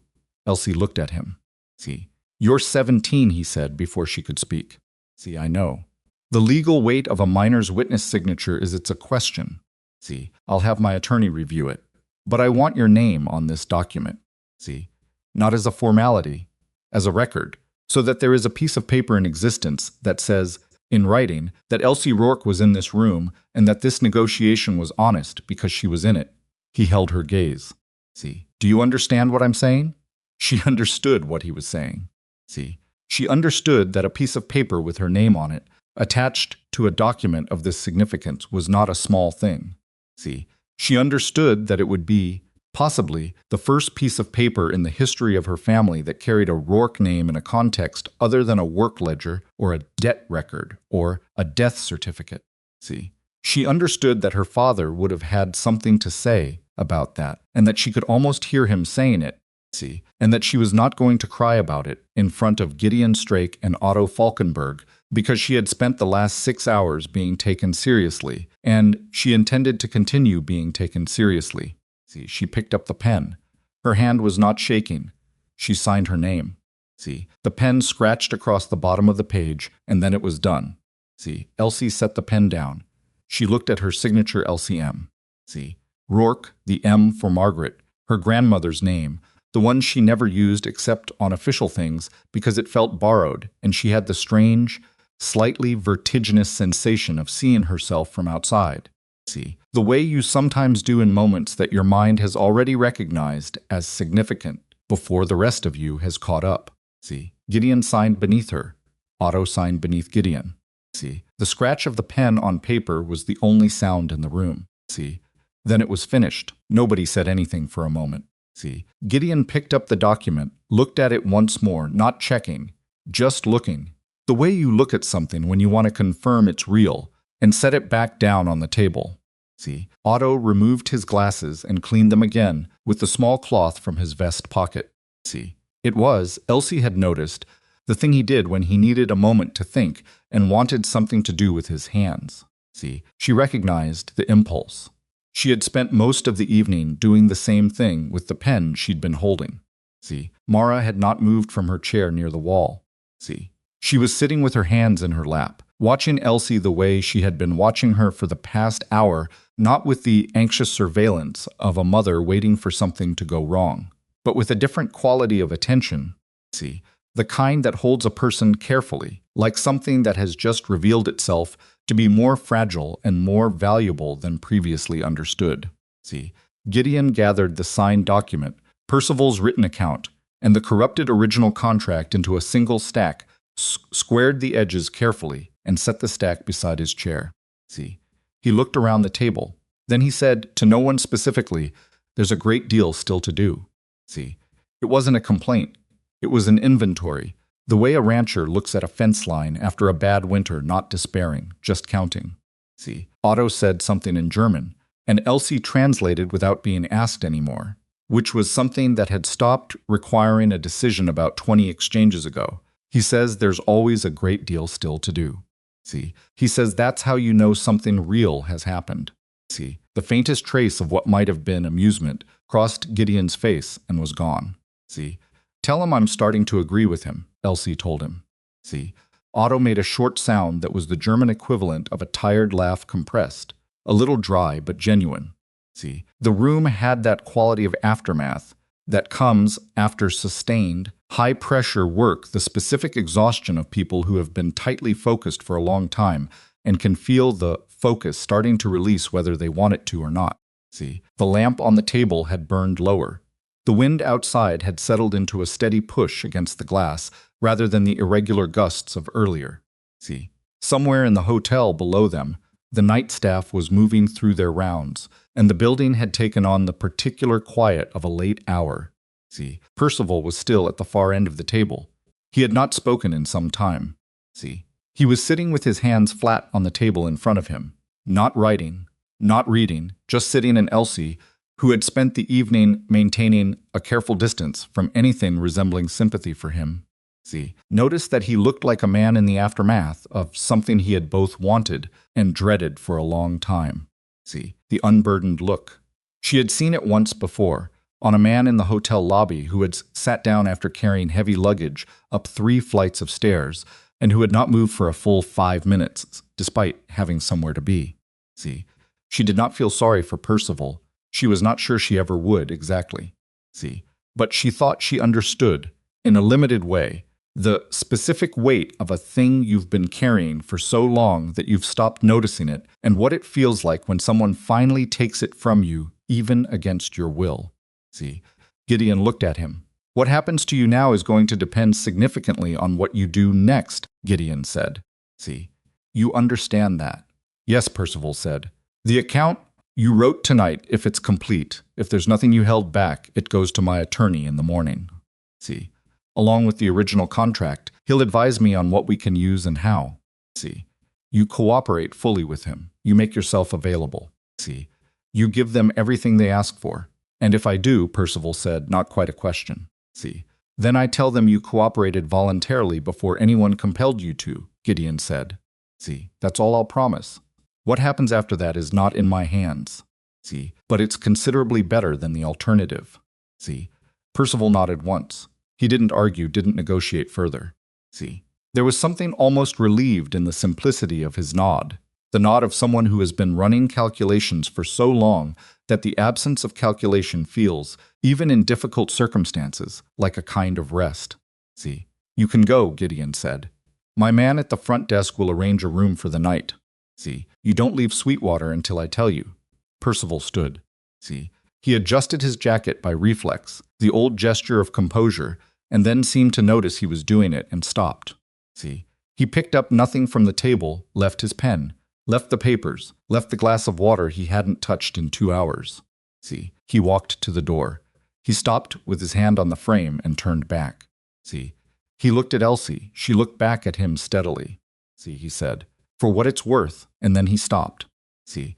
He seemed to reconsider the sentence he'd started, or perhaps just the worth of saying it. See. He looked at the floor for a moment. Then he said simply, you were right to speak. See, he left. The door closed behind him. Nobody filled the silence immediately. See, there was nothing to fill it with.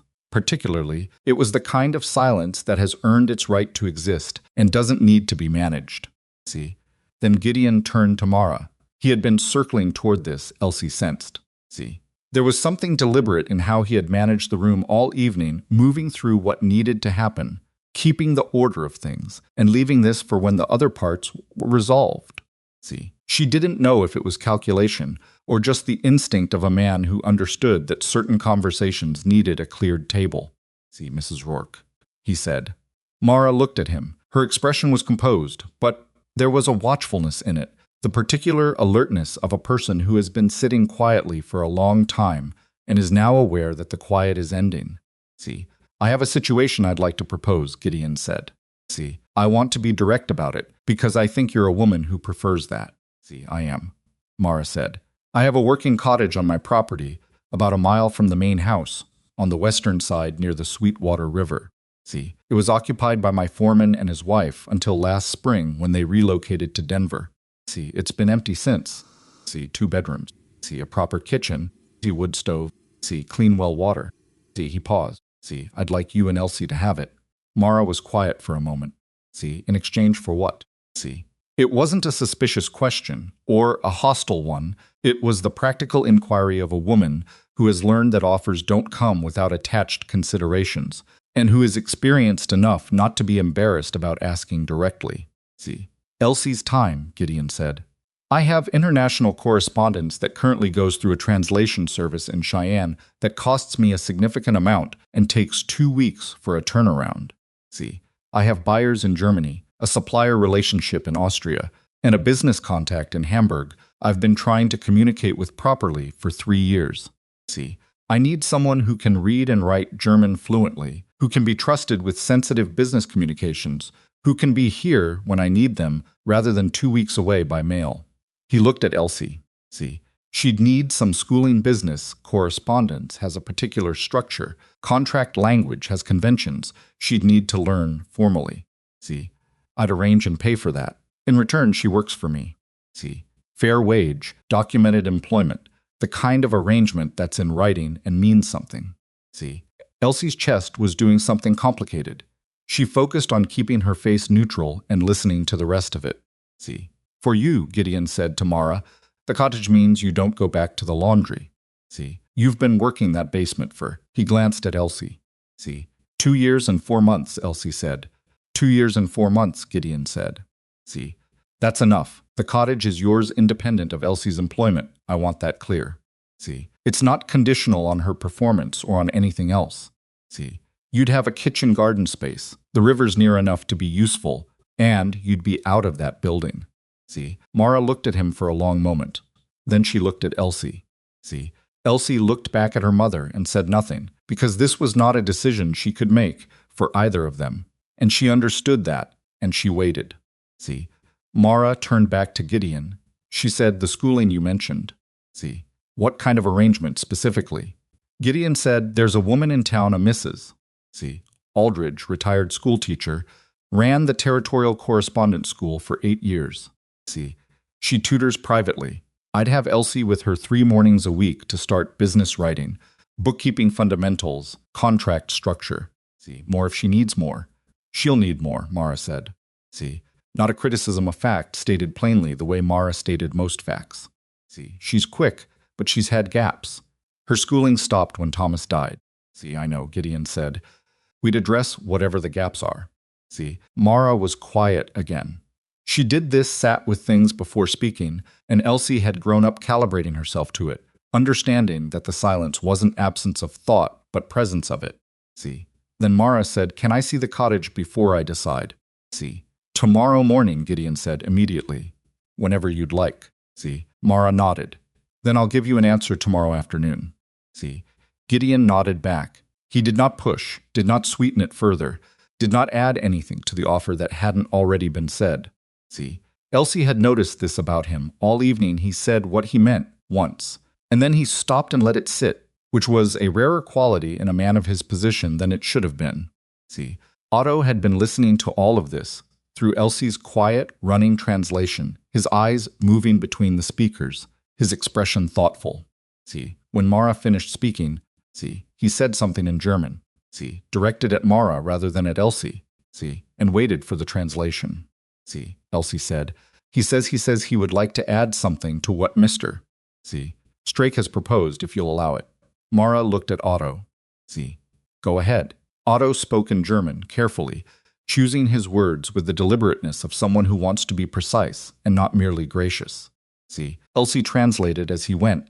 He says that what your daughter did today was not a small thing. See, he says in 30 years of business he has sat across from men twice her age, with twice her education, who did not have what she has, which is not skill. He says, see, or not only skill, he says it is the capacity to know when something matters, and to act on that knowledge when it is inconvenient. See, he says most people understand the difference between right and wrong. See, very few people understand it in the exact moment when understanding it costs them something. See, your daughter understood it in that moment. He says she should know that. See, Mara was looking at Otto. Her expression had done something that Elsie only saw in very private moments, a brief, unguarded opening, a crack in the careful maintenance. See, something that was grief and pride at the same time and belonged. Elsie understood instinctively to Thomas. See, she gets it from her father, Mara said quietly. Elsie translated. See, Otto listened. He nodded and said something short. See, Elsie translated. He says yes, he knows. The lamp on the table flickered, slightly a shift in the draft, nothing more, and for a second the light in the room went warm and unsteady, and then it settled again. See, Otto reached into his jacket pocket.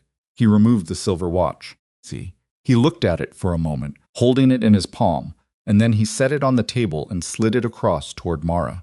See, Mara looked at it. He can't, she said. Elsie translated the refusal. See, Otto shook his head and replied. Elsie translated back. He says he has carried it for 22 years and he knows where it belongs. See, he says he is not a young man and he has no children, and the photograph inside it is of a man whose family is sitting in front of him, and it should be with them. See, Mara's hand moved to the watch without her seeming to entirely decide to move it. See, she picked it up. She held it. She did not open it, not right then, not in front of everyone, just held it closed in both hands. See, she said, "Thank you," in English, directly to Otto, without Elsie's help. See, Otto smiled. It was a small smile and tired and real, the kind of smile that's earned rather than performed. See, Gideon stood up. He did it with the stiffness of a man who has been sitting in one position for 6 hours and is now paying for it, and he didn't try to hide it, just stood and stretched his back with an audible discomfort and said, "All right." See, it's past 11. We've done what we needed to do tonight. See, he looked at Elsie. You'll be at my office tomorrow at 9. See, my attorney will need to speak with you about what you witnessed, what you heard, when you heard it. See, you'll need to be precise. I will be, Elsie said. See, you have somewhere to sleep tonight? She blinked. See, we have a room, a boarding room, 2 streets over. See, then go get some sleep. He said it the way he said most things, direct, without softening, but not unkind. See, You've been in this room for 7 hours, and you look like you're about to fall over. See, she was, a little. The exhaustion had been building for the past hour, held back by necessity, and now that the necessity had lifted it, was moving in with the patient inevitability of water through a gap. See, her eyes felt dry, her back hurt. The hand she'd been writing with had a dull ache at the base of the thumb. See, she stood up from the chair. Standing up felt strange. See, she had been in that chair for so long that the room looked slightly different from a standing height smaller, somehow, or just different. See, the contract was still on the table. Her signature was on it. See, that was real. She looked at it once more and then looked away, because looking at it repeatedly was something she could do later, in private, when there was time to actually process what it meant. See, Gideon extended his hand. She shook it. His grip was firm and brief, and treated her hand exactly the way he would have treated the hand of anyone he respected. See, which is to say, without condescension and without any particular awareness of the fact that she was 17 and female and had been carrying his coffee 6 hours ago. See, she noted that. She filed it in the same place she was filing everything else tonight, the place where she kept things that were going to matter to her for a long time. See, Otto said something to her as she turned to collect her coat from the wall hook where she'd hung it hours ago. See, he said it in German, quietly. She turned back to him. See, he said, "Learn everything. Read everything. Don't let anyone tell you the size of the room you're allowed to occupy. See, you have already proven that your instincts are better than your circumstances. See, keep proving it." She looked at him for a moment. "My father used to say something similar," she said. See, smart men say similar things, Otto said, because they are true. See, she put her coat on. Mara was already at the door, the silver watch in her coat pocket, her face arranged back into its usual composure, with only the slight brightness in her eyes as evidence of what the last hour had contained. See, they went out together. See, down the hallway. See, down the service staircase out of habit. See, both of them. See, though there was no particular reason to use the service stairs anymore, and through the side exit of the Blackstone Hotel into the cold November night. See, the street outside was empty. The gas lamps were lit, throwing their orange circles on the boardwalk, and the wind had teeth in it now, the kind that comes off the mountains when the temperature drops and means business. See, Elsie pulled her coat tighter. Mara fell into step beside her, and they walked without speaking for half a block, their breath making small clouds in the cold air. See, then Mara said, "Tell me what happened. All of it." See, from the beginning. So Elsie told her. She told it while they walked, their footsteps on the boardwalk the only rhythm underneath the words. See, she told it in the way she told her mother most things, without editing, without managing the emotional content, without figuring out in advance how it was going to land. See, she told her about the moment she heard the German, about Percival's first lie, and the second one and the third. See, about the pen touching the paper, and the decision that had not felt like a decision in the moment so much as the sudden absence of the ability to remain still. See, she told her about speaking, about Percival's immediate response, about Gideon's stillness, about the test with the German phrase, and Percival's face when she translated it accurately. See, she told her about the chair. Mara made a sound at that, not a word, just a sound that carried a whole complicated sentence's worth of feeling and didn't need to be any longer. See, she told her about the contract, the clauses, the footnote on page 11, about the moment Gideon understood that his own land was in it. See, she told her about Percival's confession, the gradual shape of it, the way it came out in layers rather than all at once. See, she told her about Otto asking her father's name. At that, Mara stopped walking. See, they were in the middle of the block, between two pools of lamplight, standing in the darker space between them. See, Mara had stopped with one hand on Elsie's arm, not gripping, just resting a gentle stop, a hold. See, Elsie turned to face her. "He knew grandfather," Mara said. See, "He knew him well," Elsie said. "Ohio. When Otto first came to America. See, grandfather found him, just found him, sitting outside in the cold and sat down next to him. See, brought him home. Taught him words. Vouched for him for his first job." See, Mara was very still. "He kept a photograph," Elsie said.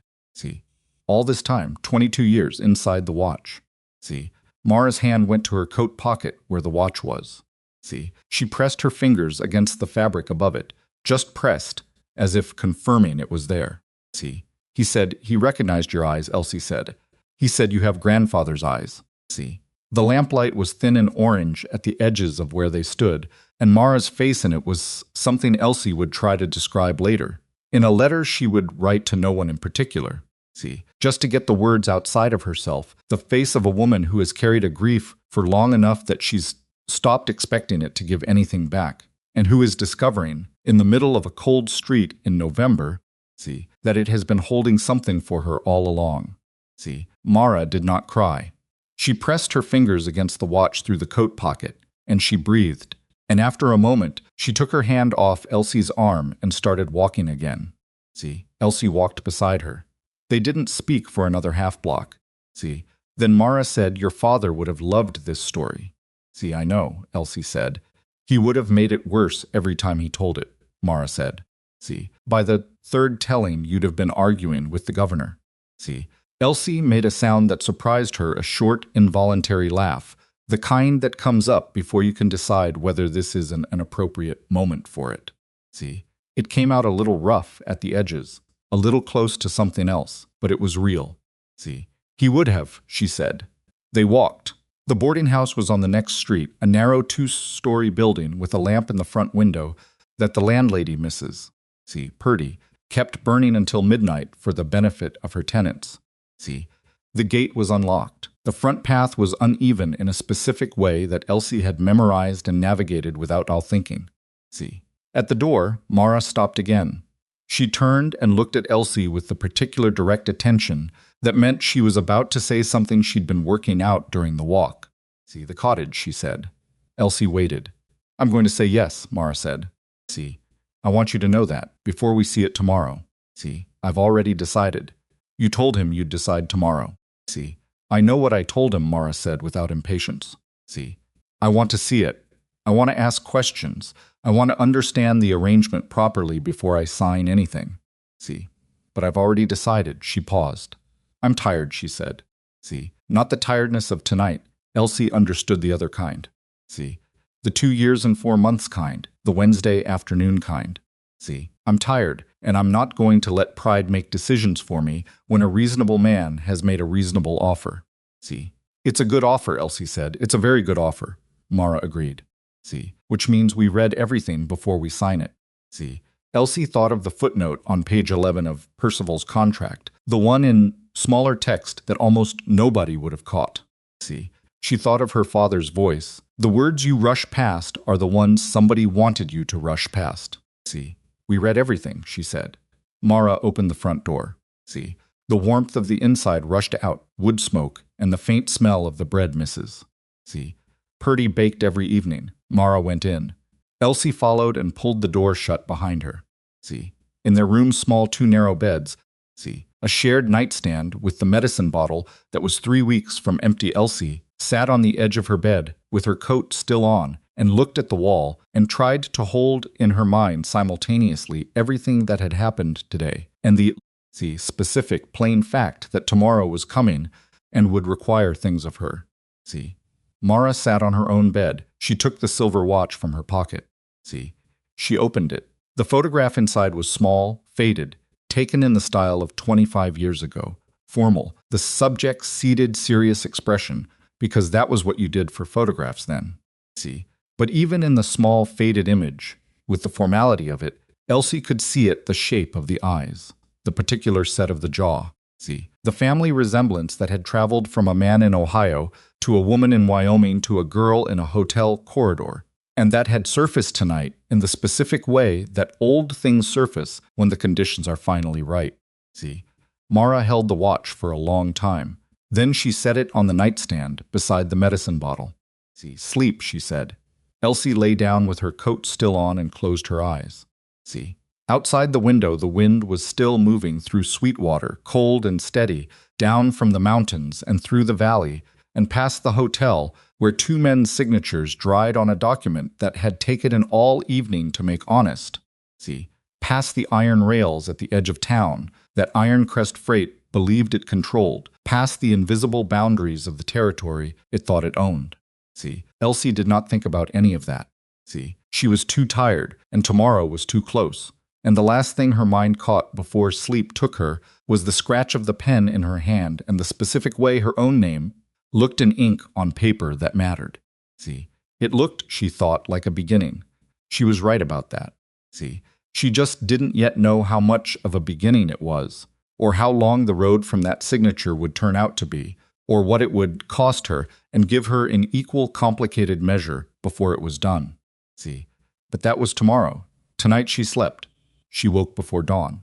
See, not because something woke her, no sound, no cold draft through the window, nothing external. See, she simply opened her eyes in the dark with the immediate, complete awareness of someone whose mind had been working all night and had finished and was ready to continue. See, the room was black except for the faint orange line under the door where Mrs. See, Purdy's hallway lamp was still burning, and Mara was breathing steadily in the other bed, and the silver watch on the nightstand caught no light at all. But Elsie knew it was there. See, she lay still for a few minutes and let herself feel the full weight of what had happened yesterday. See, she had done this her whole life, not as a conscious practice, just as the way her mind worked. See, her father had called it settling the accounts. Before you move forward, you look at what you spent and what you earned, and you make sure the numbers are real. See, you don't romanticize them. You don't minimize them. See, you look at them straight. What she had spent, her job. See, 2 years of careful, invisible, reliable work at the Blackstone Hotel, the kind of employment that a girl in her position did not walk away from lightly because there was not an abundance of it, and the alternative was worse. See, she had spent the particular safety of invisibility, the protection of being nobody worth noticing, which was a limited kind of safety, but was still a kind, and she had given it up the moment she stepped away from that wall. See, what she had earned, she was not entirely sure yet. See, the contract. Her name on it. Gideon's offer, which was real but not yet signed, and not yet seen in its physical form, the cottage, the employment, the schooling. See, these were promises, and she had been alive long enough to understand that promises had varying degrees of weight depending on who was making them, and she did not yet know Gideon Strake well enough to know exactly how much his promises weighed. See, she knew some things.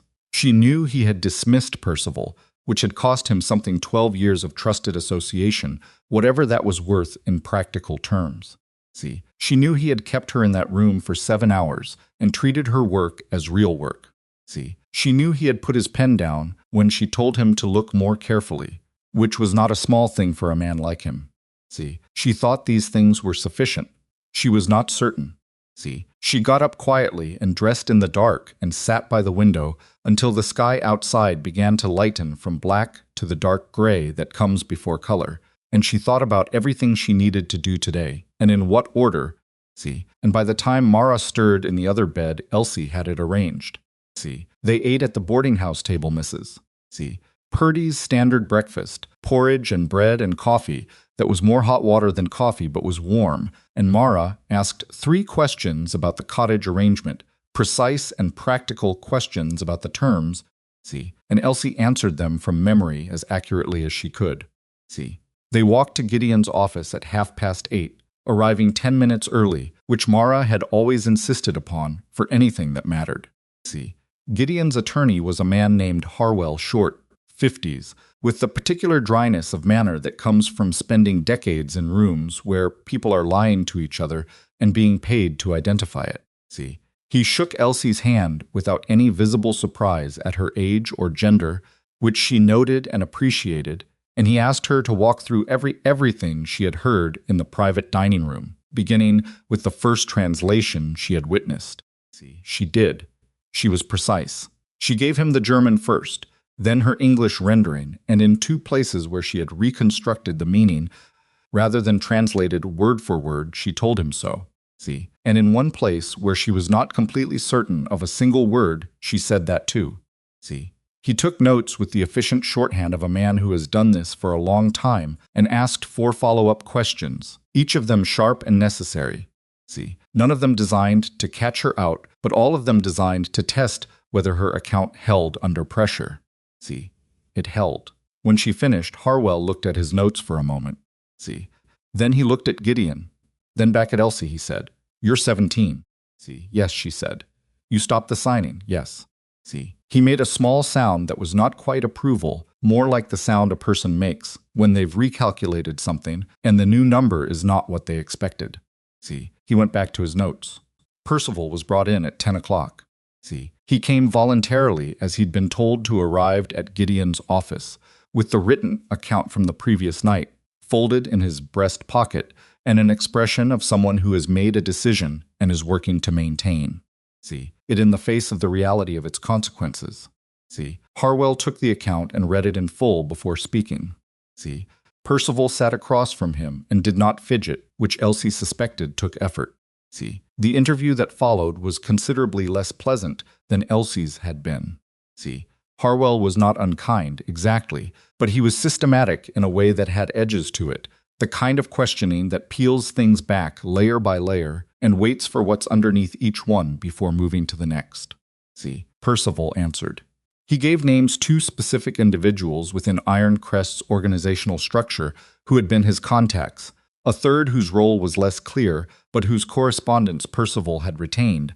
See, copies of which were in a document case in his hotel room that he had brought to the office that morning. See, the document case was opened. See, the correspondence inside it was, see, Harwell said, see, after 20 minutes of reading, see, more than sufficient. See, more than sufficient for what? He did not immediately specify, but the weight of the phrase was clear enough. See, Gideon had been sitting in the corner of the office through all of this, not at the desk, just in a chair, the stance of a man who is present, but has put the active work in someone else's hands and is letting it stay there. See, when Harwell finished with Percival and indicated that he could go for the moment, Gideon said, "The 3 other contracts. See, the Halford operation. See, the Crestwood brothers. See, and the Marchetti widow." See, Harwell said. See, without needing to be reminded. See, he had been given that information the previous evening, apparently, because he had a separate file already. See, I've reviewed the Halford contract this morning. The mechanism Dorn described is present. See, it will take some unpacking, but it's there. Can they be voided? See, that's a question with a complicated answer, Harwell said. See, he said it in the manner of a man who genuinely dislikes complicated answers, but has a professional obligation to accuracy. See, the Halford and Crestwood contracts were signed voluntarily by parties who were legally competent. See, the argument for voiding them rests on fraud, on demonstrating that the contracts were presented in a materially misleading way with intent to deceive. See, that argument is stronger this morning than it was yesterday, given Dorn's account and the correspondence, but it's still an argument that needs to be made in front of a judge. See, then make it, Gideon said. It will take time, Harwell said. See, start today, Gideon said. Harwell nodded. He was already writing. See, Elsie had been sitting in a chair near the window through all of this, listening, doing the things she'd been doing her whole life, absorbing, filing, connecting. See, she had a question, and she'd been holding it, waiting for the right moment, and the right moment appeared to be now. See, the Marchetti widow, she said. Harwell looked at her. See, Gideon looked at her. You said she's already behind on payments Iron Crest manufactured, Elsie said. See, from a late shipment last September. If the fraud claim takes time, if it takes months, she might not have months. See, Harwell was quiet for a moment. That's accurate. See, is there something that can be done faster? Something that stops the clock on what they're claiming she owes while the larger case is being built. See, Harwell looked at her with the careful attention of a man recalibrating something. See, he said, there is a filing I can make that would constitute a formal dispute of the debt, which would pause collection action pending resolution. See, it doesn't void the underlying contract, but it would stop Iron Crest from being able to push her into default while the fraud argument is being developed. See, can you make it today? Elsie said, another pause. See, I can make it this afternoon. Then please do, she said.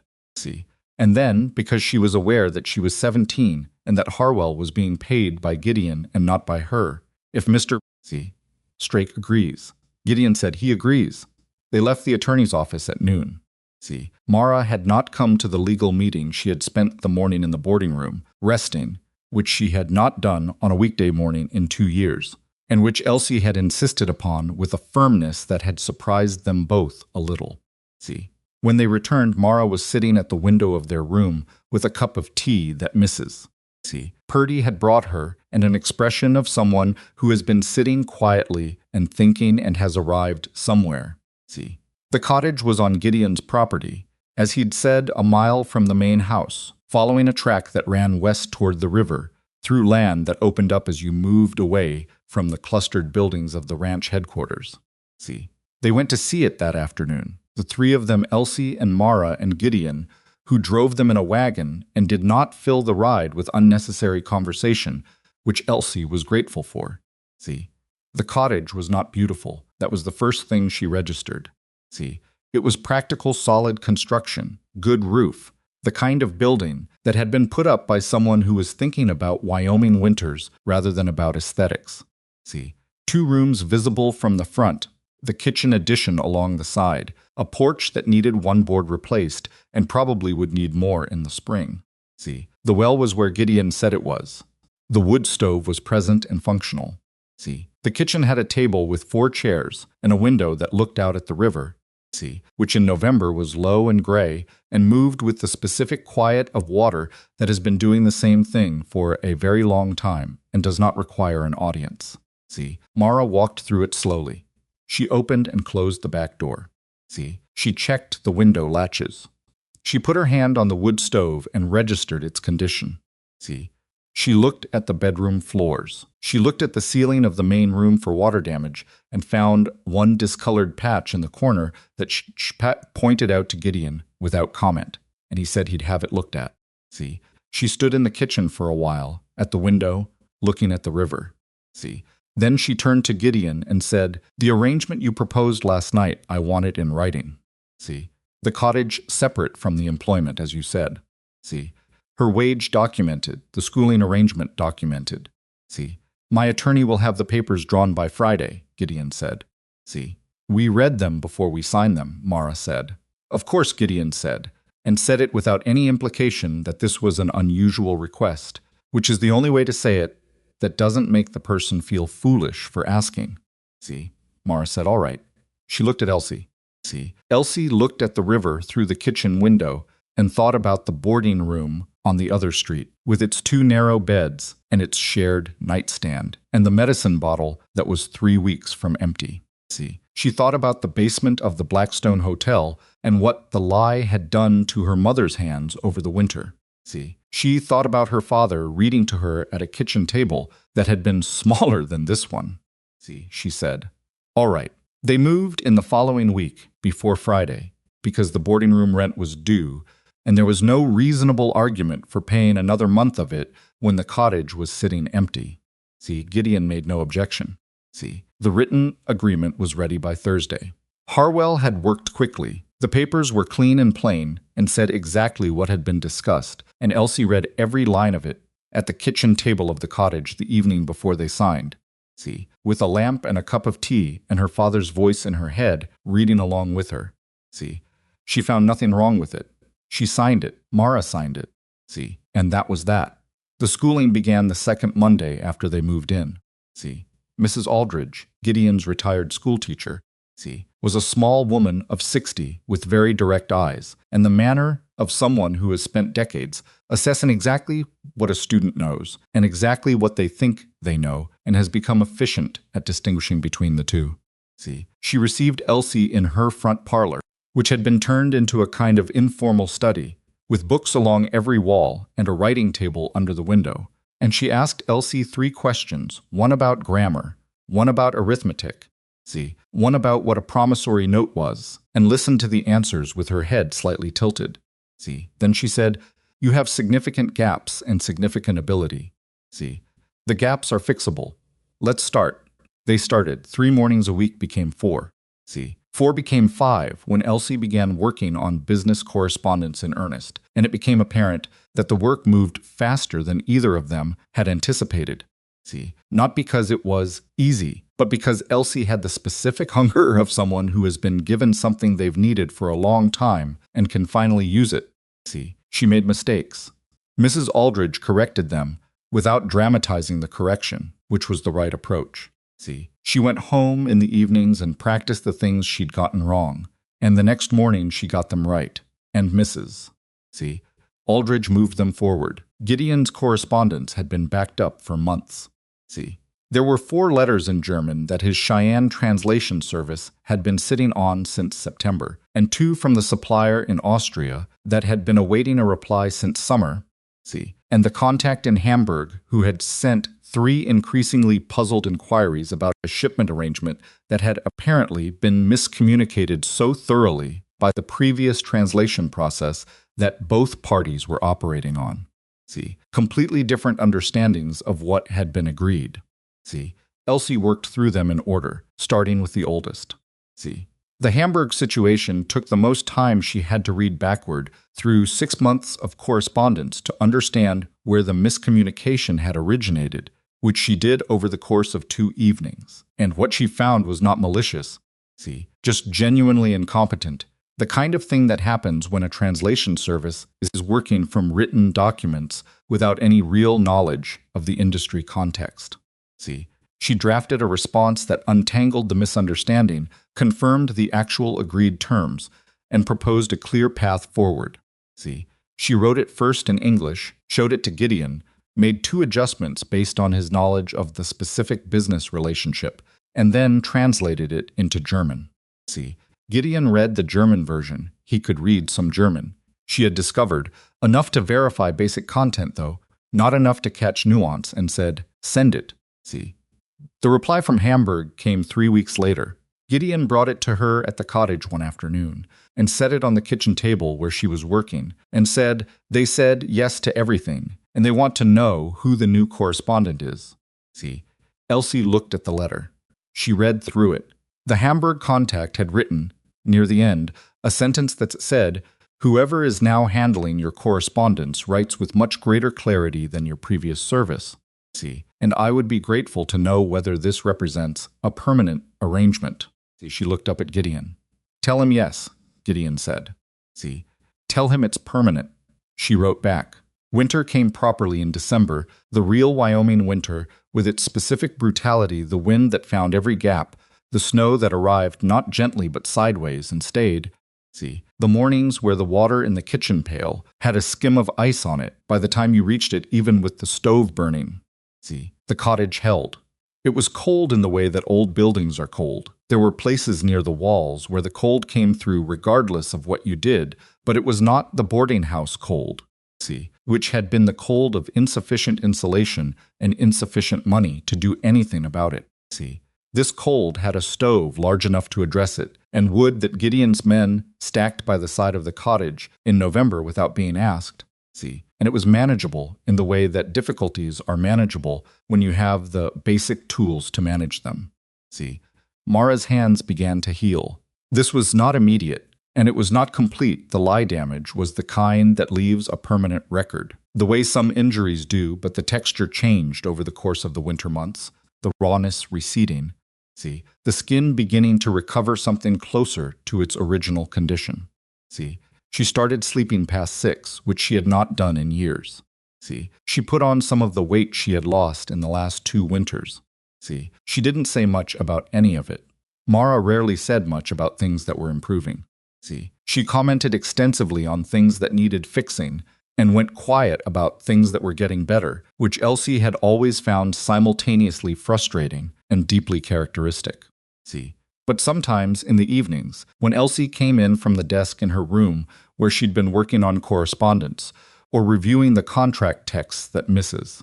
See, Aldridge had begun assigning her as reading exercises, she found Mara sitting at the kitchen table with the silver watch open in front of her, looking at the photograph of Willem Hartman in the lamplight.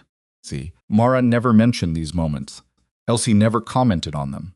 See, they existed in the space between them that had always existed in their family, the space where the things that mattered most were kept, not hidden but private, honored by being left unspoken.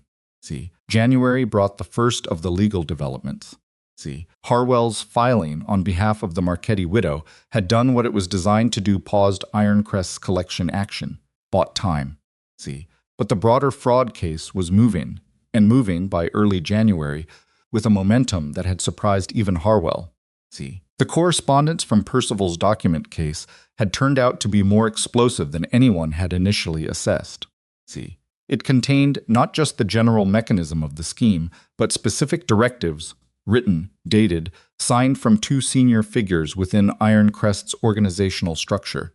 See, directing Percival to alter translations and confirming that the same approach had been used in a total of 9 contracts across 3 territories, not 4 as previously believed.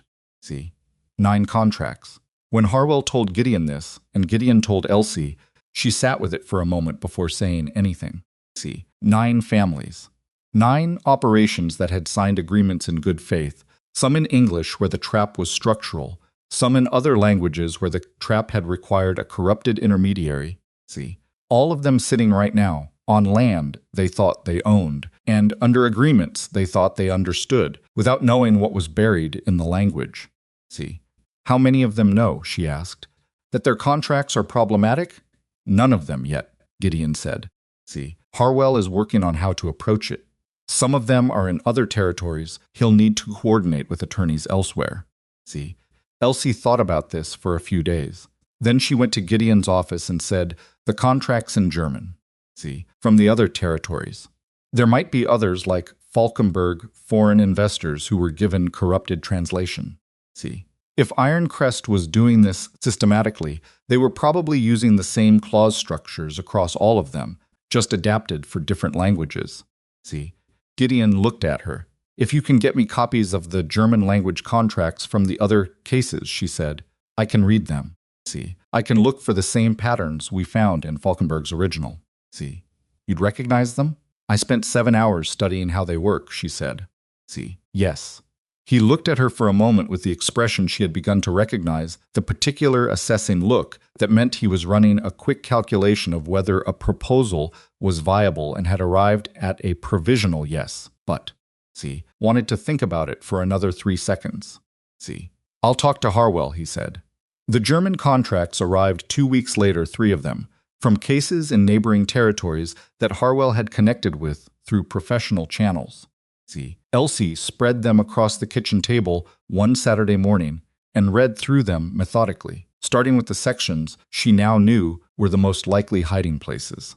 See, she used a set of marks in pencil in the margins, not on the documents themselves, which were copies, but in a separate notebook alongside, flagging the clauses that needed attention and noting the specific mechanism at work in each. See, she found the patterns in all 3. Not identical Ironcrest had been careful enough to vary the precise language, to shift the specific mechanisms so that no 2 contracts were word for word alike. See, but the architecture was the same places where the subordinate clause changed the meaning of the main clause.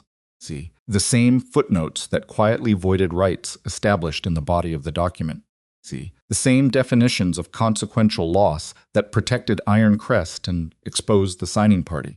See, she wrote her findings in a 12-page report. She wrote it in the plain, organized language that misses. See, Aldridge had been drilling into her for 3 months. No decoration, no hedging, just clear statements of what each clause said, what it appeared to say, and what the practical difference was in terms that a non-lawyer could follow.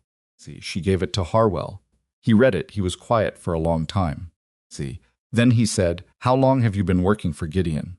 See, 4 months, she said. He nodded slowly. I'm going to share this with the attorneys in the other territories, he said. See, with your permission. It's not mine to give, she said. See, it's Gideon's, since he commissioned the work. Harwell looked at her again with that recalibrating expression. See, you're quite correct, he said. I'll speak to him. See, Gideon gave his permission. The report went to 3 territorial attorneys. See, 2 of them replied within a week, both confirming that Elsie's identification of the problematic clauses matched what their own analysis had found. See, and one of them adding that the specific footnote mechanism she'd identified in the 3rd contract was one he had not flagged in his own review, and which, on re-examination, he agreed was the most consequential issue in the entire document. See, that letter sat on the kitchen table for a while. Elsie left it there and walked past it several times over the course of the day. See, it was the letter of a professional telling her that she had seen something he hadn't. See, that was a specific kind of acknowledgement, not a warm or sentimental one. Just factual here is a thing you caught that I missed, and it landed in her in a way that she didn't entirely have words for. See, not pride or not only pride, something more complicated. See, the sense of a door that had been locked for a long time clicking quietly open. See, the legal proceedings against Ironcrest Freight began formally in March. See, Percival's cooperation, the document case correspondence, and the cross-territory pattern evidence combined into a case that Harwell described to Gideon as, in his considered professional opinion, substantial. See, not guaranteed, nothing legal was guaranteed. He was careful to say that, but substantial. See, Ironcrest did not go quietly. They had money for attorneys, and they used it. See, they challenged Percival's credibility, which was fair game and which everyone had expected. See, they challenged the admissibility of the correspondence on technical grounds, which failed. See, they attempted to reframe the altered translations as professional interpretation differences, legitimate judgment calls by an expert translator, which collapsed under the documented pattern and Percival's own written admission.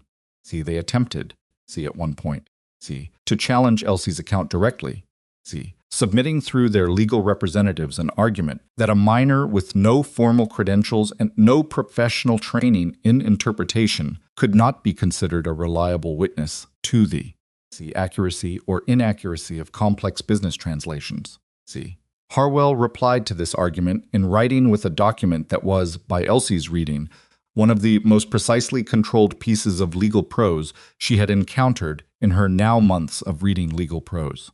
See, he noted that the witness in question had been verified by two independent professional translators retained for the purpose, both of whom had reviewed her transcription of the specific exchanges and confirmed its accuracy.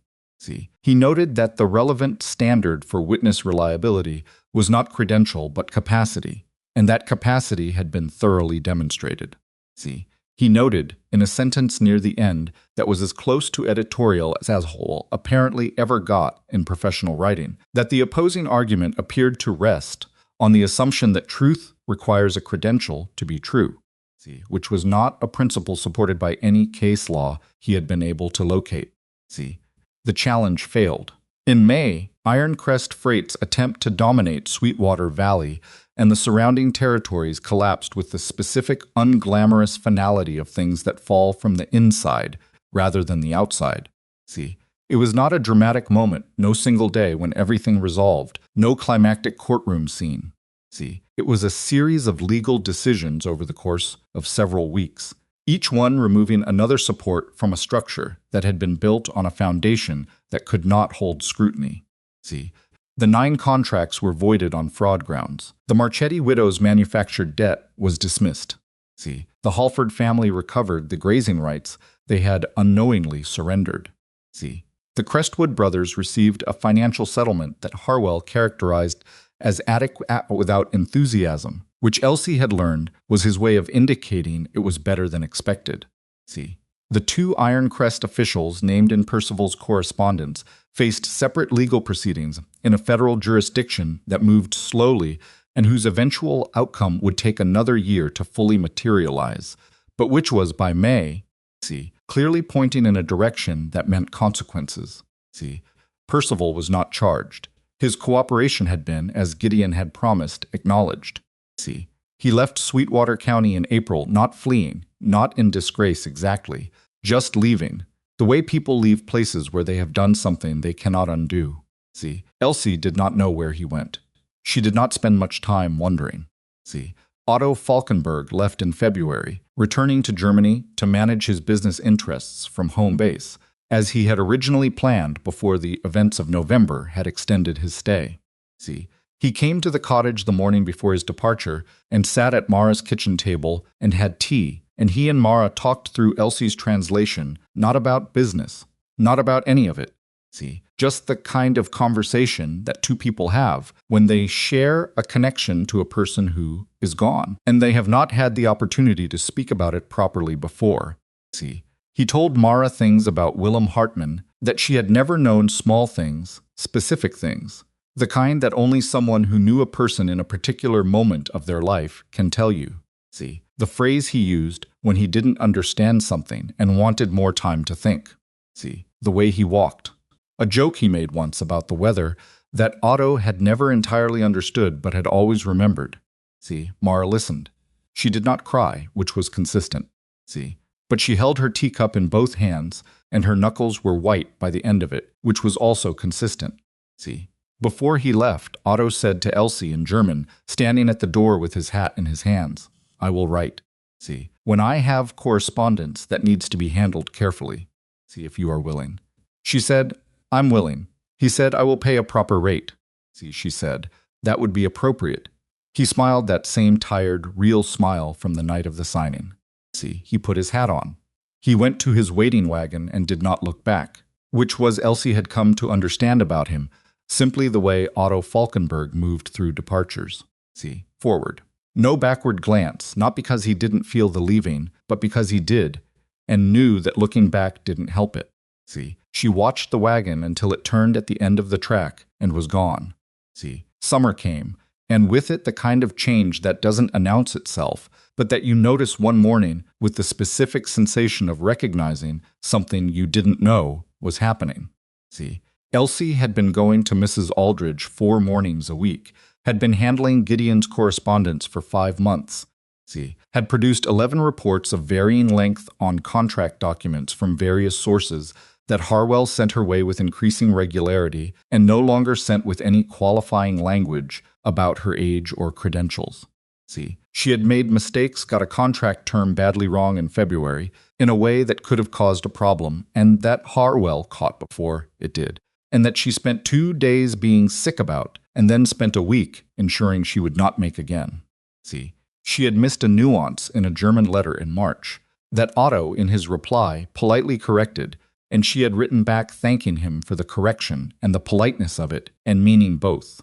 See, she was not perfect. She did not expect to be perfect. See, she had a long way to go, and she knew it with the specific clarity of someone who has learned enough to understand the size of what they don't yet know, which is a different and more useful kind of knowledge than not knowing what you don't know. See, but she was also, by summer, genuinely good, not just competent. See, good. There is a difference, and she could feel it in the way the work sat in her hands, the way problems in a document had begun to present themselves to her not as obstacles to work around, but as puzzles with locatable solutions. See, the way she could read a contract now and feel in the rhythm of the clauses where the weight was distributed and whether it was balanced. See, her father had given her the language. Mrs. Aldridge had given her the structure. See, Harwell had given her the standard. Gideon had given her the trust, which was not a small thing and which she did not take lightly, because trust that size is not easily replaced if lost, and she understood that. See, what she had given herself was harder to name.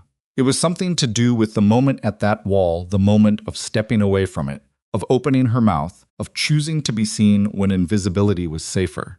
See, she thought about that moment sometimes, not constantly but regularly, the way you think about a decision that changed the shape of things. See, she thought about the 11 seconds she'd spent holding it before she moved. See, she had been afraid. She wanted to be clear about that, at least to herself. See, she had been afraid, and she had done it anyway, and those two things had coexisted, the fear and the action, without one canceling the other, because that is how it actually works. See, not the way stories sometimes tell it, where the fear dissolves at the crucial moment, and the person acts from some place of pure, clear courage. See, the fear had been present the whole time. It was present when she spoke, present through all 7 hours of that night, present in Harwell's office, present every time she handed a report to someone who was going to read it and judge it. See, the fear did not make the decision wrong. It just made it hard, which is different. See, she thought her father would have had something to say about that. See, he usually did, about most things. She thought he would have said it simply, probably at a kitchen table, probably while reading something he was about to hand to her. See, she thought he would have been glad. On the first day of September, 10 months after the evening at the Blackstone Hotel, Gideon summoned Elsie to his office and told her he wanted to discuss expanding her role. See, He had been in correspondence with 2 additional European business contacts, one in England, one in Belgium, who had expressed interest in the Sweetwater operation. And he needed someone who could manage the relationship comprehensively. See, not just translate individual letters, but understand the business context well enough to represent his interests in writing, to identify when a communication required him directly and when it could be handled entirely by a trusted correspondent. See, he had some correspondence in English that needed managing alongside the German work. See, he was proposing a formal role, a title, even correspondent secretary. Though he said it with a slight awkwardness that indicated he was aware, the title didn't quite contain what he was actually asking her to do. See, he said, "This is a bigger ask than what we started with." See, she said, "I know." He said, "The pay reflects that." He named a figure.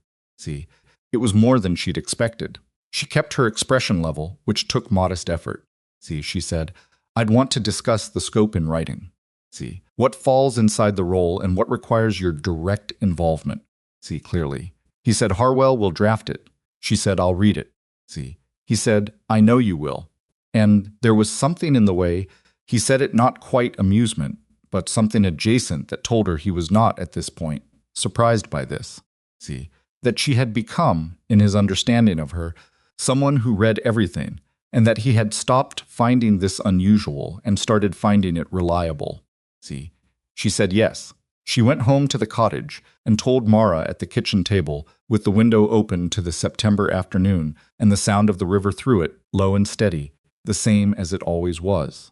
See, Mara listened to the whole thing. Then she picked up her teacup and took a slow sip and looked at the window for a moment. See, then she said, "We'll need to read the contract carefully." See, Elsie laughed.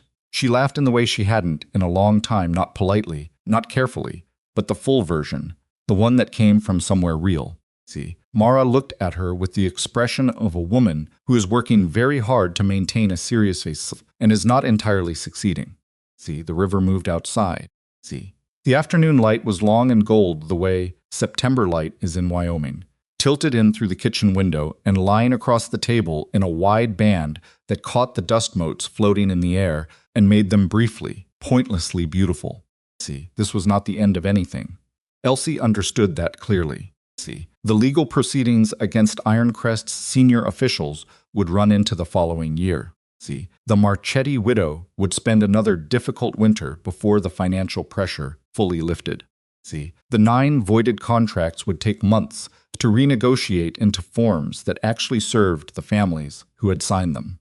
See, Otto's first letter as a formal correspondent would arrive in October, and it would raise 3 questions that Elsie would have to research before she could answer them properly. See, there was a great deal still to do. There always was. See, but in this particular moment, in this kitchen, with the river outside and the silver watch on the shelf above the stove where Mara kept it now, see, with her name on a contract that mattered, and her mother's hand slowly healing, and September coming through the open window in this moment. See, Elsie Rourke was 17 years old, and she had already done one thing that was true and real and permanent. See, she had stepped away from a wall when stepping away was dangerous. See, she had spoken when silence was the easier and safer thing. See, she had looked at a lie and decided in 11 seconds that she could not carry it with her out of that room. See, people would tell that story differently as the years passed the way. Stories change in the telling, accumulating details that weren't there, and losing some that were, becoming cleaner and more dramatic than the truth, see, which was messier and more frightening and more ordinary all at once. See, they would say she was fearless. They would say she was brilliant. See, they would say it came naturally to her. None of that was quite right. See, what was right was simpler and harder than any of it. She had understood something true, and the truth had cost her something to speak, and she had spoken it anyway. See, that is not a gift. That is not talent. It is not something you are born with or not born with, something you have or don't have, something that belongs to particular people in particular circumstances and is unavailable to the rest. See, it is a choice, a hard one. See, made in 11 seconds or 30 years, made once or made daily, made in hotel corridors and kitchen tables and courtrooms and everywhere else, that a person finds themselves holding something true and deciding what to do with it. See, Elsie would make that choice again, many times over many years. See, sometimes it would go the way it had gone that November evening, and sometimes it would not, and she would learn things from both kinds of outcome that she could not have learned any other way. See, but this was September, and the river was outside, and her mother was across the table from her, and the afternoon was long. See, she picked up her tea. She drank it. She went back to work.